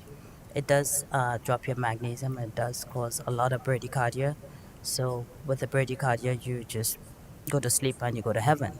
It's not an everyday thing. If you're going to do it, just do it on the weekend, like alcohol, right? But I have a lot of people coming in thinking it's healthy because it's a plant, but morphine and opioids is a plant as well, right? LSD is a plant. So I would not do marijuana during pregnancy because it goes to the baby's brain, and and it slows your heart rate down, and it slows the baby's heart rate down. If you could just stop it during pregnancy, it would be great for the baby, so they don't have any mental health issues later on. But I think some of the overdoses is probably from that, and then people start lacing it with cocaine and stuff. So I would just run from that, if you're in the producing years, of your life. I saw a hand over here. Yeah, Amy made a comment earlier March of Dimes about statistic of utilization. So I just wanted to know if there was any correlation with the utilization, just structurally, and structural racism is involved. Being that they are not, letting people know about certain services that's available in certain areas. And the only term that really came to mind, kept coming to mind, was structural racism. Because they know a high population of African Americans living in that area, that's weird structural racism. I would say that yes, this is one of those times where it's administrative. So my allegory of this is that one of the biggest challenges with getting people into care is doctors not wanting to see them before the 12th week. The other big challenge is getting on Medicaid. The majority of Medicaid population are, it's kind of a funny trick that 60% of Medicaid is actually white. But I think in places that are majority black, right, like you see a higher, where the payer is more likely to be for black people Medicaid, you can see a later utilization rate. And so we haven't done that research to prove that that's what's happening, that it's a disproportionality of insurance type in certain places by race. But that's my, that's weird. So I would say that there are probably a lot of factors like that that are contributing, right, to the utilization rates. And the other thing is we can't discount patient experience. And that starts, I have lots of friends that still, for their primary care visits, black friends who dress up and act different and just to use their white voice, to try to get real care and try to be listened to. And so I think it's probably a constellation of issues that are driving it, but I think structural racism, if you wanted to boil it down to one phrase, could probably be it. I call it institutional racism. Remember, it's only 0.003% of us. There's only about 3 or 4 Afro-American female OB/GYNs. So your majority of the providers, they don't see us. I know you had that question. First one's going on what just talked about. So is there any correlation to going to medical facilities in certain neighborhoods? For example, when I was growing up, my mom only took me to a doctor's office in, let's say, a well-cared neighborhood. Even if the doctor was black, she would take me to any medical facility that was in a quote-unquote lower income area because she believed that if I went to those areas, my kid would be better or I would be treated differently. Even if we didn't necessarily live in this. So is there any direct correlation or data to show that minorities are treated or black people are treated differently at hospitals or medical facilities? Even if you are. I'll tag on you. Well, what I do notice here, just coming from the outside, is I think the one Afro-American physician in the poor area or whatever, they're going to get overwhelmed, with Medicaid. And people say, oh, yeah, it's not a livable wage. So it's hard for them to see 40, 50 patients. It's about 1/3 of the actual cost of seeing a regular insured. And I started taking them myself, but I wasn't taking it for the first 10 years, 10 to 15 years until COVID. And that's one of the reasons I am here right now, because I realized the need for even me as a cardiologist for those folks. So, yes. And so when you go to the wealthier neighborhood, even if you're 1 or 2, they might be seeing 8 patients for the day. And they could take care of you better and maybe be able to address all the issues. The other thing I noticed here is when someone on Medicaid comes, they have 15 problems that I have to address in 15 minutes. There's no way. I try to do the top 3. Versus if you go to a wealthier neighborhood, those people are healthier. You might have they might be more willing to do time. And remember, your reimbursement is less. It's very difficult to really have a productive practice with getting 1/3 of the reimbursement versus one person giving you a full coverage. So you have to keep that in mind as we get healthier, And I'd also just add, I'm not on the panel, but I'll just add that, that unconscious bias is real. Yeah. Mm-hmm. Right? So reimbursement is real. It's a huge issue. It's a huge issue, but there's also unconscious bias that comes into play. Right. Regardless of the funding, the funding piece. And you know, the systems have issues, but the systems are made of people, right? And so if the people have bias, Yeah. I have an issue with people coming to the office with a Corvette on Medicaid. It really bothers me. And then I feel stressed about it. Why are you doing this? You're lying. and then the impact though on someone like our mistress of ceremony, whose mother wanted her to get better care, and then is treated a certain way because of that experience, right? And so it's a challenge that I don't know how we break that, but it's real, right? And then the other piece that's real is the weathering that happens because we're stressed out because we know we're not listened to, or we know that or we're worried that maybe they're not treating us fairly, or diagnosed. So we're stressed. We got chronic stress going on, right? Whether we go to our neighborhood healthcare provider or whether we go to the healthcare provider that's 20 miles away because we think they're going to treat us better, right? So it's really so unfair on so many levels, right? In terms of in the most wealthy country around, right? That you question about, what does life really matter to? Who does it matter to? Whose life makes more? All those things come into play. I'm sorry, I was on a soapbox. I'd like to speak to what she's saying. Having grown up in the quote hood, lower income neighborhood, and dealing with what we dealt with there, going to school, becoming a chemist, being middle class, and going to doctors where they knew I was middle class, okay? And the treatment was different, okay? Because it was that perception of wealth, money, or whatever you want to call it. But yes, the treatment was different from the treatment that was in lower income in the hood. And I know a lot of it has to do with the doctors themselves and stuff, but there is a noticeable difference between when you're with the middle class group and when you're with the lower income class. In the data, to get to the sort of, your question was a data question ultimately, have we ever looked at it? Yeah.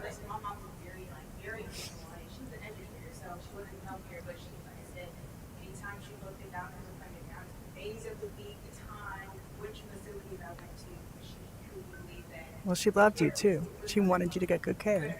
Yeah. So what?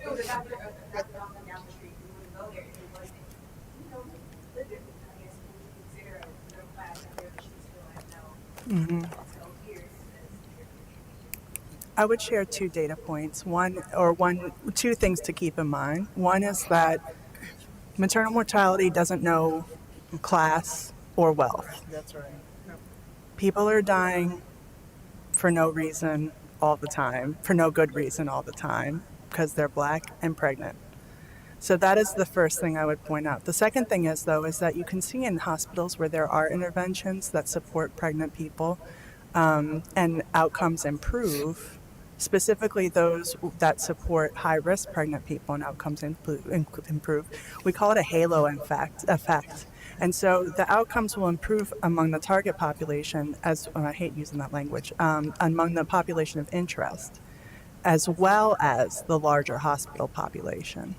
And so really it is an all ships rise together question in the end. But I don't know of anybody who's looked at, and I'm sure they have, because this is a pretty good question, right, that you bring up, is what is the quality of care? How does it different for you as a Black person, either in a low income or a high income setting? The last piece I would throw out there is that we know in neighborhoods, when it comes to neighborhoods and health outcomes in neighborhoods, that when you live next to the health of your neighbors impacts your health. And so if you're in a neighborhood that has if you live in a low income neighborhood but you live really close to rich people, your health outcomes are going to be better than if you were in a low income neighborhood that's around poor people, right? And so those are some lenses to keep in mind as you think through that question. Yes, quick. Really quickly, how do people become more familiar and comfortable with doulas and midwives? Because I know personally, I'm interested in it, but I don't know if I feel comfortable with it. I don't really feel comfortable going to the hospital, but it's what we're used to. It works for my family, so I'm just gonna go back to the hospital, even though I may not get the care I need. It's just a comfort thing. So how do you get people more familiar and trusting the midwives and doulas? So I'll go because I actually had a client that experienced that. She was a little nervous about having someone come into her home. It was an overnight doula, so she was staying there, and she didn't want her mom to know because there was the fear of that. But one thing about it is just reminding her that it's okay to seek help. If you think about previous generations, a lot of grandparents may have been at home able to take care of them. Now, a lot of grandparents are still working. They're not able to take care of them, or people are having kids older where the grandparents may not physically be able to take care of it. So it's acknowledging their fears while also validating their experiences and letting them know that it's okay to seek help. All the ways that those providers can help them, letting them know that the resources are there, so why not use them? So just being able to explain and educate and help normalize the experience for them.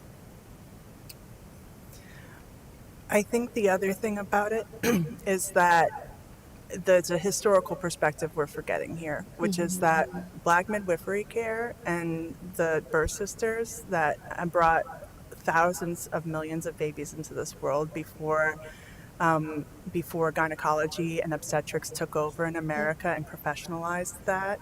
That there's a long history of women helping women give birth in low risk settings, and with midwifery care also in different levels of risk settings. And so I would remind folks that this is something that's not new, it's just lost in history. Yes, and for those persons who weren't able to watch the webinar in March, we did have a midwife on, and she was phenomenal. And I think the center has that link for the recording. So if you want to get more information, please, it's a valuable resource to talk about the historical perspective of things. Kaylin, I saw two others. We're going to do 3 questions. Oh, I had two. Pick one. You need time to pick your favorite one? Yes, come back to me, please. Okay. They're both long. So I would like to introduce myself. I introduced myself as a midwife earlier. I'm a certified professional midwife, which does not require an OB oversight, which is a small little pocket of us, because while we are not protected by the OB in that way, we are very vulnerable as far as complaints. And we just, in Louisiana, have yet to have a midwife last over 8 years because of anytime we have transfer or outcome, whether it be just due to normal causes, we're losing midwives rapidly. So it is a place where you can get to know midwives. What my plan is to create a community center in New Orleans and make it so that you can do just your prenatal care there. You can get familiar with midwives, get familiar with community-based care. They're already doing this model in Miami, the JJ Way. If anyone's heard this, for the larger communities that are having these bad outcomes, the best way they could find it was that if you integrate the entire community, because yes, when you have your low income and your disparities, you're looking at midwifery care, doula care as something of privilege, as it usually has been, because it's been cash pay only, insurance is not paying for it, or Medicaid is paying $800 for an entire prenatal care, and that's just not a livable wage for a midwife. So I'm doing now where we can at least get it to where we can prepare people with, like, I'm spending 45 minutes with each client, getting to know them, teaching them about mental health, about teaching them about health and wellness. We start with the foundation, and then we work into like how to prepare for your birth, etc. But I'm imagining a model where we also have your doulas, your educators, and your other just community all together at the same time. So even when they're not meeting with the midwife, they're meeting with their other people in the community. Make it so that your resources are already there for food, housing, whether it be sex education for your younger children, younger girls and boys. It's where I'm starting at this point, trying to work my way up. I've opened and closed the birth center due to the fact that I've been promised that there would be reimbursement for different things, and there's not. So that there's definitely like some policy insurance clash happening. I hear everywhere that we have this need, and this is the need, is that we need the community, we need the midwifery care, we need this support, yet like the other piece is not matching, in that there's not safety in hospitals. Like, while this seems like a great idea for myself and for my clients, they show up in the hospital to deliver their baby with only having done prenatal care with me. We're dealing with the same problem of dealing with, now we're really on the chopping block, but all of us. So it's like the patient even suffers. I've been a doula in the New Orleans, or in Baton Rouge. I've seen firsthand going into these hospitals with these women and the treatment that we're getting. So I do think that it's great. I'm so inspired doing this 10 years now that there's so much more talk happening now than there has ever been, and I feel so close to getting where we need to be. But there's just this great area where it's like, yeah, we're not using access.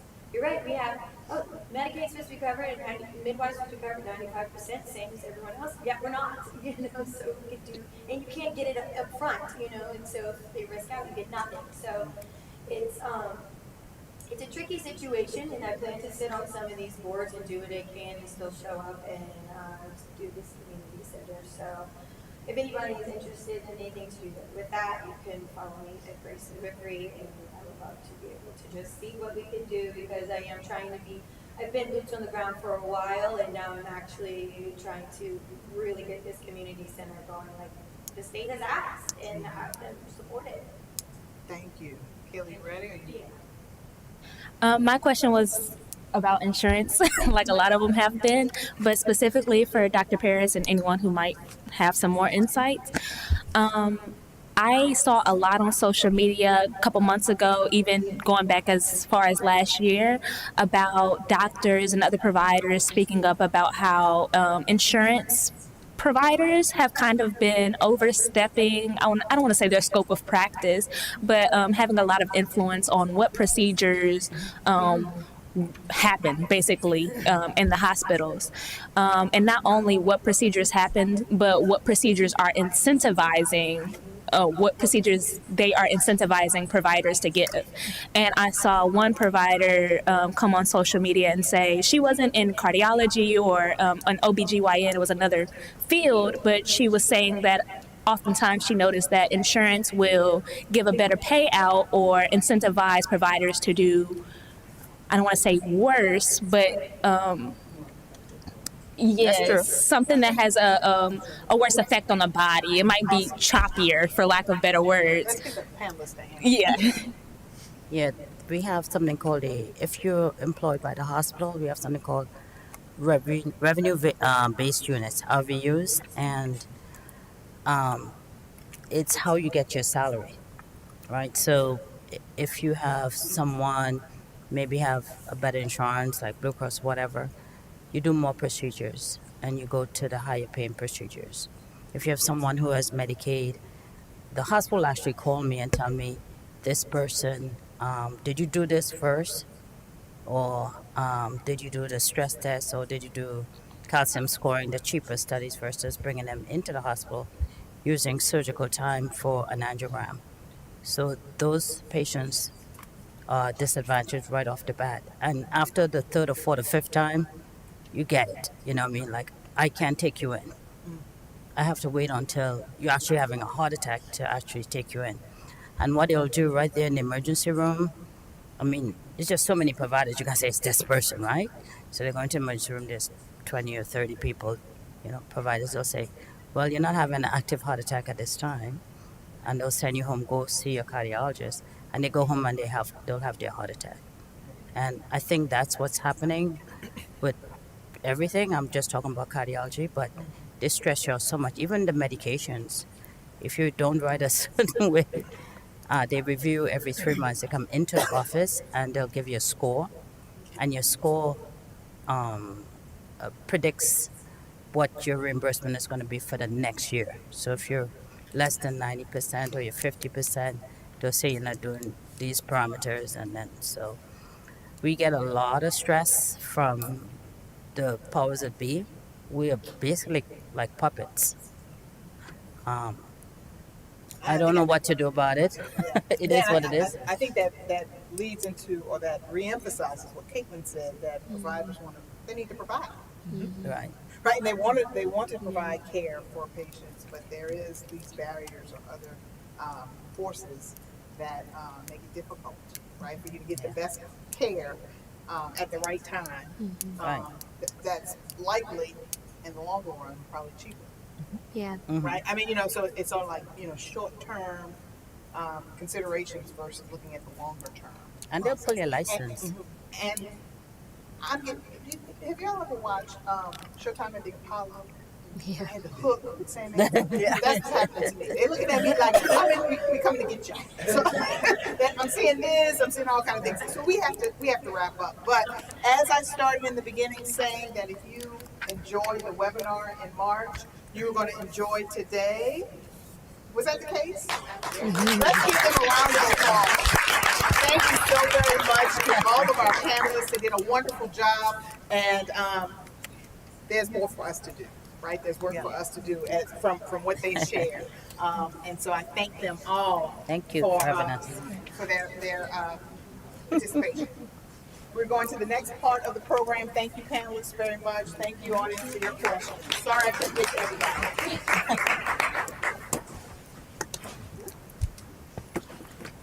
I know we're pressed for time, so I'm going to move along pretty quickly. I'm going to call Amanda Franklin. She's on the LCHE board, and she's going to read the proclamation from the governor's office. Good afternoon, everyone. I won't read this full page, but I do just want to make sure that I acknowledge that as a member of the board for LCHE, accepting this proclamation from the governor, it is saying that they acknowledge the advancements, but many women are still facing unequal risks tied to race, income, geography, and access to comprehensive care. So he's putting it on paper. He's acknowledging the race, he's proclaiming it, and let's hope that we can back this up with some action. So thank you all.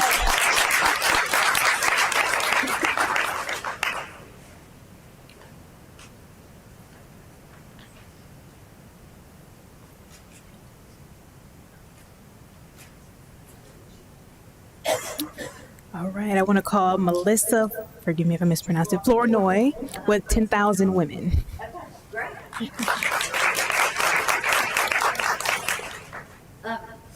Sorry I was late. I had to go to the hospital and I'm doing this chemotherapy thing and all that sort of stuff. So I apologize for missing the first part of the presentation. And I was at the Capitol until about 5 o'clock this morning at the redistricting stuff. And so that's a whole nother conversation. But I think it does play into what we're talking about here today. And so my challenge was the call to action. So I need to know who's in the audience before I say something I can't take back. So how many of y'all are state employees? Anybody in here a state employee? Okay.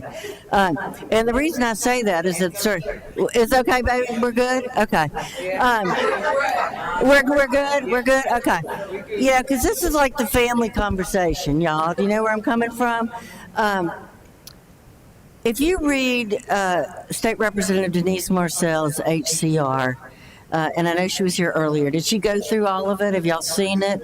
Okay, I want you to pull it up and read it, because here's the deal. We know what the problems are. She spells them out in the HCR, okay? We know what the issues are, okay? We know where the bottlenecks are. Y'all tracking with me?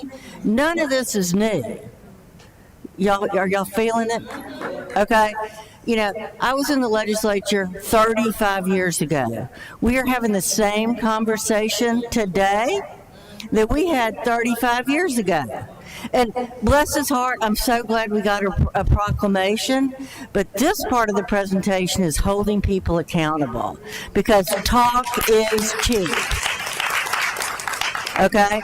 And the legislature pretty much told us last night around 3:30 what they actually think about all of us. And it ain't pretty. Y'all with me?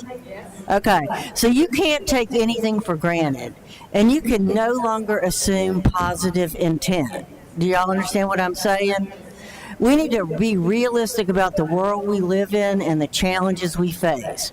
So when we talk about a call to action, I just want to remind you about what something Senator Bill Cassidy said, who I do know and I used to actually like years ago when he was a physician at Earl K. Long Hospital, okay?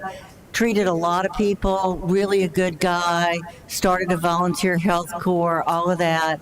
Total example of somebody who's lost his way and drank the Kool-Aid. Because Bill Cassidy said on camera, oh, is maternal health isn't that bad in Louisiana? We have good statistics if you don't count the blacks. Anybody remember that? Anybody remember that? Say amen if you remember that. Amen. Okay. RFK, head of, health at y'all know what I'm talking about? RFK, Mr. Maha Health? Okay. It's not in the national interest to look at data by race. Are y'all with me so far? Okay. So I just want to ground us in the world we live in, which is 1955. Okay? We have gone back. And I'm telling you, I'm one of those people that have always counted on black women to save the world. And I want to tell you, we're still counting on you. But my job, I think, is to make the white women show up with you and help. All right? Because the cavalry is not coming. We are the cavalry. All right? So I want you to look at Denise Marcel's HCR. We need to pass it. And so I don't know when it's going to come up in committee, but we need to pack that room. Okay? Even though it's only an HCR, our call to action needs to be around information and advocacy and putting a face on these issues. The daughter of a very good friend of mine, Jennifer Ashley Mitchell Carter, who worked at the Capitol for a number of years, died while she was pregnant. A young lawyer, a very accomplished young African-American woman. Most of the people at the Capitol knew her at the time. I think she passed away, 5 years ago now? Time flies, But we need to put a human face on these issues, all right? And I do believe that we have to present our data segregated by race, region, and wealth, okay? Because part of if you look at aggregated statistics from the Department of Health, sometimes they don't look as bad as they actually are. Does that make sense to y'all? And so I think it's really important if we're going to talk about having a maternal health crisis, we really do have a black maternal health crisis. And I just really want to give a shout out to Frankie Robertson and the Black Maternal Health Coalition and Mama Plus and the doulas and everybody else, because y'all are on the front lines of seeing it and living it and knowing what's at stake. Our challenge today is how to communicate that in a way that resonates with people who may not see those folks as part of their constituency. So my call to action is we need district level data, and we have that district level data through Invest Louisiana on how many people are on Medicaid by legislative district. Does that make sense to y'all? But we've got to make it more personal. We've got to go find the stories that resonate with elected officials, particularly those that are on the health and welfare committees and others. And then we frankly need to turn a few white legislators in our favor. Okay? I also think in terms of our call to action is that not necessarily, we might be able to pull some of it off in the next 2 weeks because the session ends on June the 1st, but we really need to look at how we can schedule meetings with all of the women in the Louisiana legislature. I will say the thing that has surprised me and encouraged me the most is that some of the Republican women, when they get on the Select Committee for Women and Children, on both the House side and on the Senate side, they are educable, and they have had good hearings with lots of presenters. They've been really concerned about women incarcerated, and they've really taken action on that the last couple of sessions. Does that make sense? And so we need to make personal appointments with the women in the legislature. Now, I will tell you that some of these women are mean as dirt and probably don't care, okay? But I actually have found that there's a little bit more humanity in there because they're starting to realize that they're on the menu too. Does that make sense? So we've got to try and cultivate some of those relationships in a positive way. You know, right now, every Republican I see, I want to hit with a stick. And so I can't go to the Capitol for at least 24 hours because, you know, I'm just fit to be tied. So I'm sorry if I'm just being too truthful, but do y'all ever feel that way? You know, I just want to burn the building down today. I mean, I'm just at the end of my rope. Jesus, you know, take the wheel. Okay, the other things I want to say is that we've got to look for new partners. Okay, and this may be where Black women are disproportionately affected and poor Black women are disproportionately affected, but there are also a lot of poor white women that are dual diagnosed, substance abuse, pregnant, all of that. So we've got to look at sort of the linkages, particularly in our rural areas, because part of what we're talking about is deserts and access to care. And so there are as many white women who don't have access to care right now as there are Black women. And so we've got to look for places where we can help connect the dots. Now, the other thing that I'm really worried about, and if you read the HCR, is, and you know, anybody here like the public health, masters in public health data people, y'all with me? This sentence about pregnancy surveillance, y'all heard that word? It's in the HCR. Okay. This scares the living bejeebies out of me because at the national level, you're seeing really, I don't know what the appropriate way to put it is, but really nutso crazy cranks wanting to keep track of women's menstrual cycle and whether or not they're pregnant and like show up at their house and make sure they didn't have a miscarriage, make sure they didn't get mifepristone in the mail. You know what I mean? There is a blending of the line around prenatal care and pregnancy termination. And oftentimes we've tried to separate those two conversations, and we've got to find a way to protect everybody. Does that sentence make sense? And the other piece of this is that we need to make allies with the pregnancy crisis centers. You know, the pregnancy crisis centers around the state, some are better than others, are well-funded, well-supported through LDH, have a good reputation in the legislature, and we need to go and build some relationships with those pregnancy crisis centers. Because if they're going to offer or say they're offering services, we need to make sure they actually are offering services. Does that make sense to y'all? And so my call to action is to think big and to think bold, is to be truthful and understand the challenges that we're facing, to look at how we look at data and then how we communicate that data to elected officials, look at how we tell the story of both African American women and poor white women in rural areas because they're suffering the same limitations in access to care. And then think about how we can build relationships. So how can we build relationships starting with the women elected officials in the legislature, moving on from that to key leaders in the various committees where we have to work, and then looking at how we can broaden our coalition to other people who actually care about the future of the state of Louisiana. I'm really concerned, and one of the things that's not mentioned in the HCR that was mentioned on the panel is that I think we've got to add homicide into this conversation around maternal death, okay?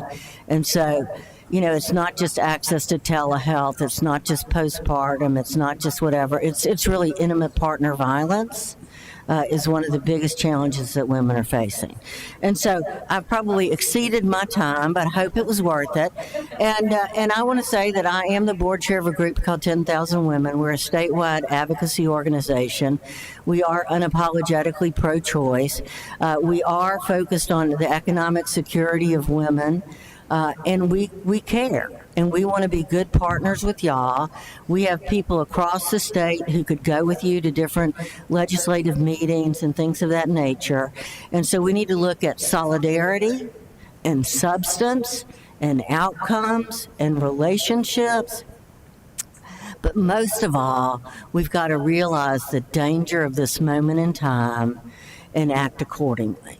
Does that make sense? And so I just want to say, God bless you. Thank you for all you do. Thank you for your passion. Thank you for your commitment. Thank you for your willingness to make the world better, to save women's lives, to provide access to health care, to support people who need to be supported. But it's going to take more than a report from LDH to fix this. It's going to take us working on the ground in partnership with providers, nonprofits, hospitals, elected officials, local leaders, and most of all, telling the real stories of women. And so the other part of this that I want to end with is that Caitlin Joshua is the premier storyteller of the universe. And so one of the things that I would like to take away from this is an opportunity for y'all to contact Caitlin. If you've got great stories or situations from real clients or real people, or even your own story in trying to do the work. Because our challenge today in Louisiana is to humanize the women and families of Louisiana, to encourage people, not just the folks that have a natural allyship with this issue, to understand the implications for our communities, for our neighborhoods, for our schools, for our healthcare systems, but also for the future of the state of Louisiana. So God bless you and thank you, and onward.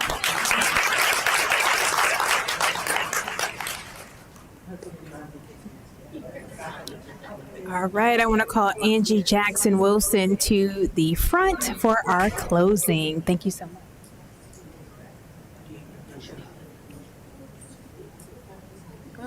Okay, just one quick thing before I give my closing remarks. I would like my panelists and my moderator to kind of stay back for a couple minutes so we can have a group photo. Okay, thank you. Okay, was this worth taking a day off from work? Yes. Okay, good. All right. As we bring our 2026 Women's Health Program to a close, I want to extend heartfelt gratitude to every speaker, panelist, partner, and attendee who contributed to the power and purpose of today. We spent this afternoon learning, listening, and lifting the voices of women across Louisiana. We heard from leaders shaping policy, advocates driving change, and experts working daily to improve outcomes for women and families. We also heard about the challenges that women face, the inequities that persist, and the urgent need for action. But we also heard hope. Hope that strengthened by the belief that together we can build a Louisiana where every woman has access to quality care, safe childbirth, mental health support, and resources needed not just to survive, but to thrive. Today is not the end of this conversation, it's the beginning of a renewed momentum. The insights shared, the connections made, and the solutions discussed must be carried forward into our communities, our workplace, and our legislative halls. To our panelists, thank you. To our advocates, thank you. To our volunteers, Faye and the volunteers, y'all please stand.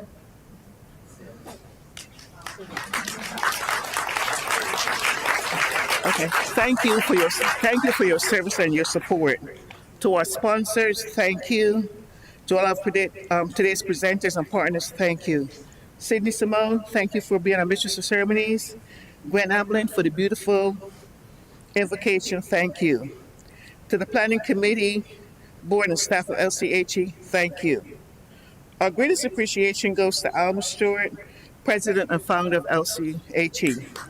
And before I forget, and before I get in trouble, I would like to acknowledge the state president and the state vice president of Louisiana Federation of Business and Professional Women, Ms. Doretha Bennett and Ms. Shirley Stewart. Okay. Thank you, ladies, for your support.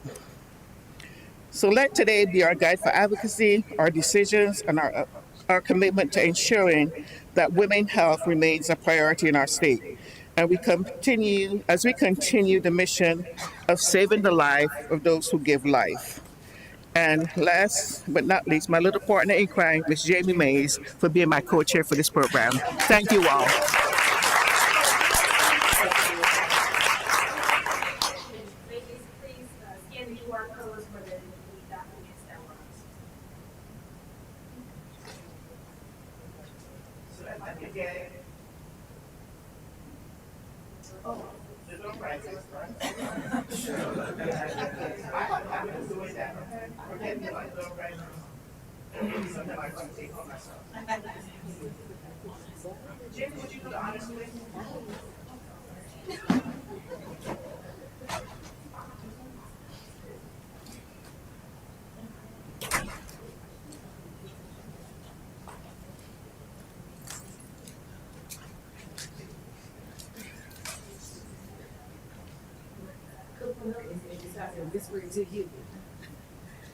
All right, we do have a couple of giveaways. Before you all leave, I do need Miss Angie to come up so I can, I'll have to, she'll have to be the number verifier. We're just gonna do 4 giveaways and, I'm a writer and I have some new projects that are centered in helping families grow together. So we're gonna do a couple of book giveaways and we hope you enjoy them. So I guess we'll do numbers 1 through 50. You want me to pick a number 1? Yeah, you write the number down, 1 through 50. 50 or 15? Huh? 50 or 15? You can do 1, 5 because we only need 4. So Numbers 1 through 5. Is that what you said? 1 through 15. 1 through 15. Okay. So what do I need to do? Okay. Usually I do tickets. I'm a tickets woman, but I wasn't prepared with tickets. Okay, so first number. Everybody have a number? Okay, 1 to 15. What's the number? 13.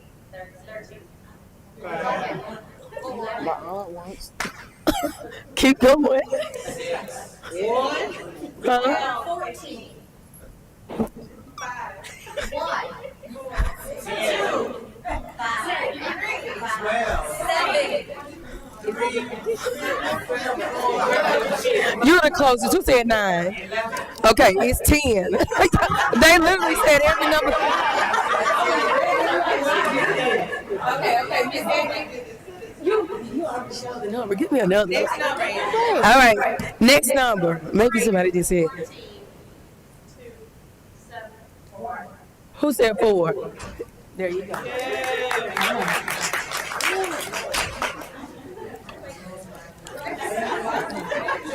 All right, next number. 3. Who said 7? Here you go.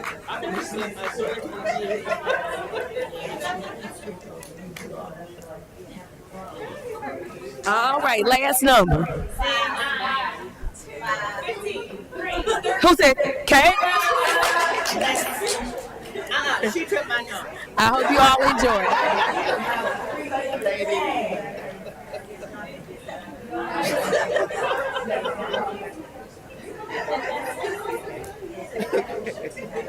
Okay. Thank y'all. Okay.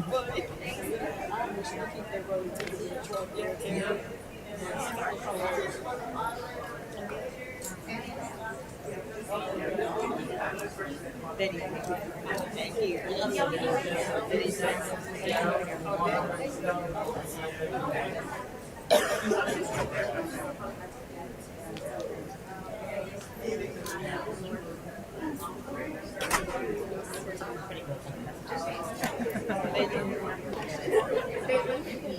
Thank you.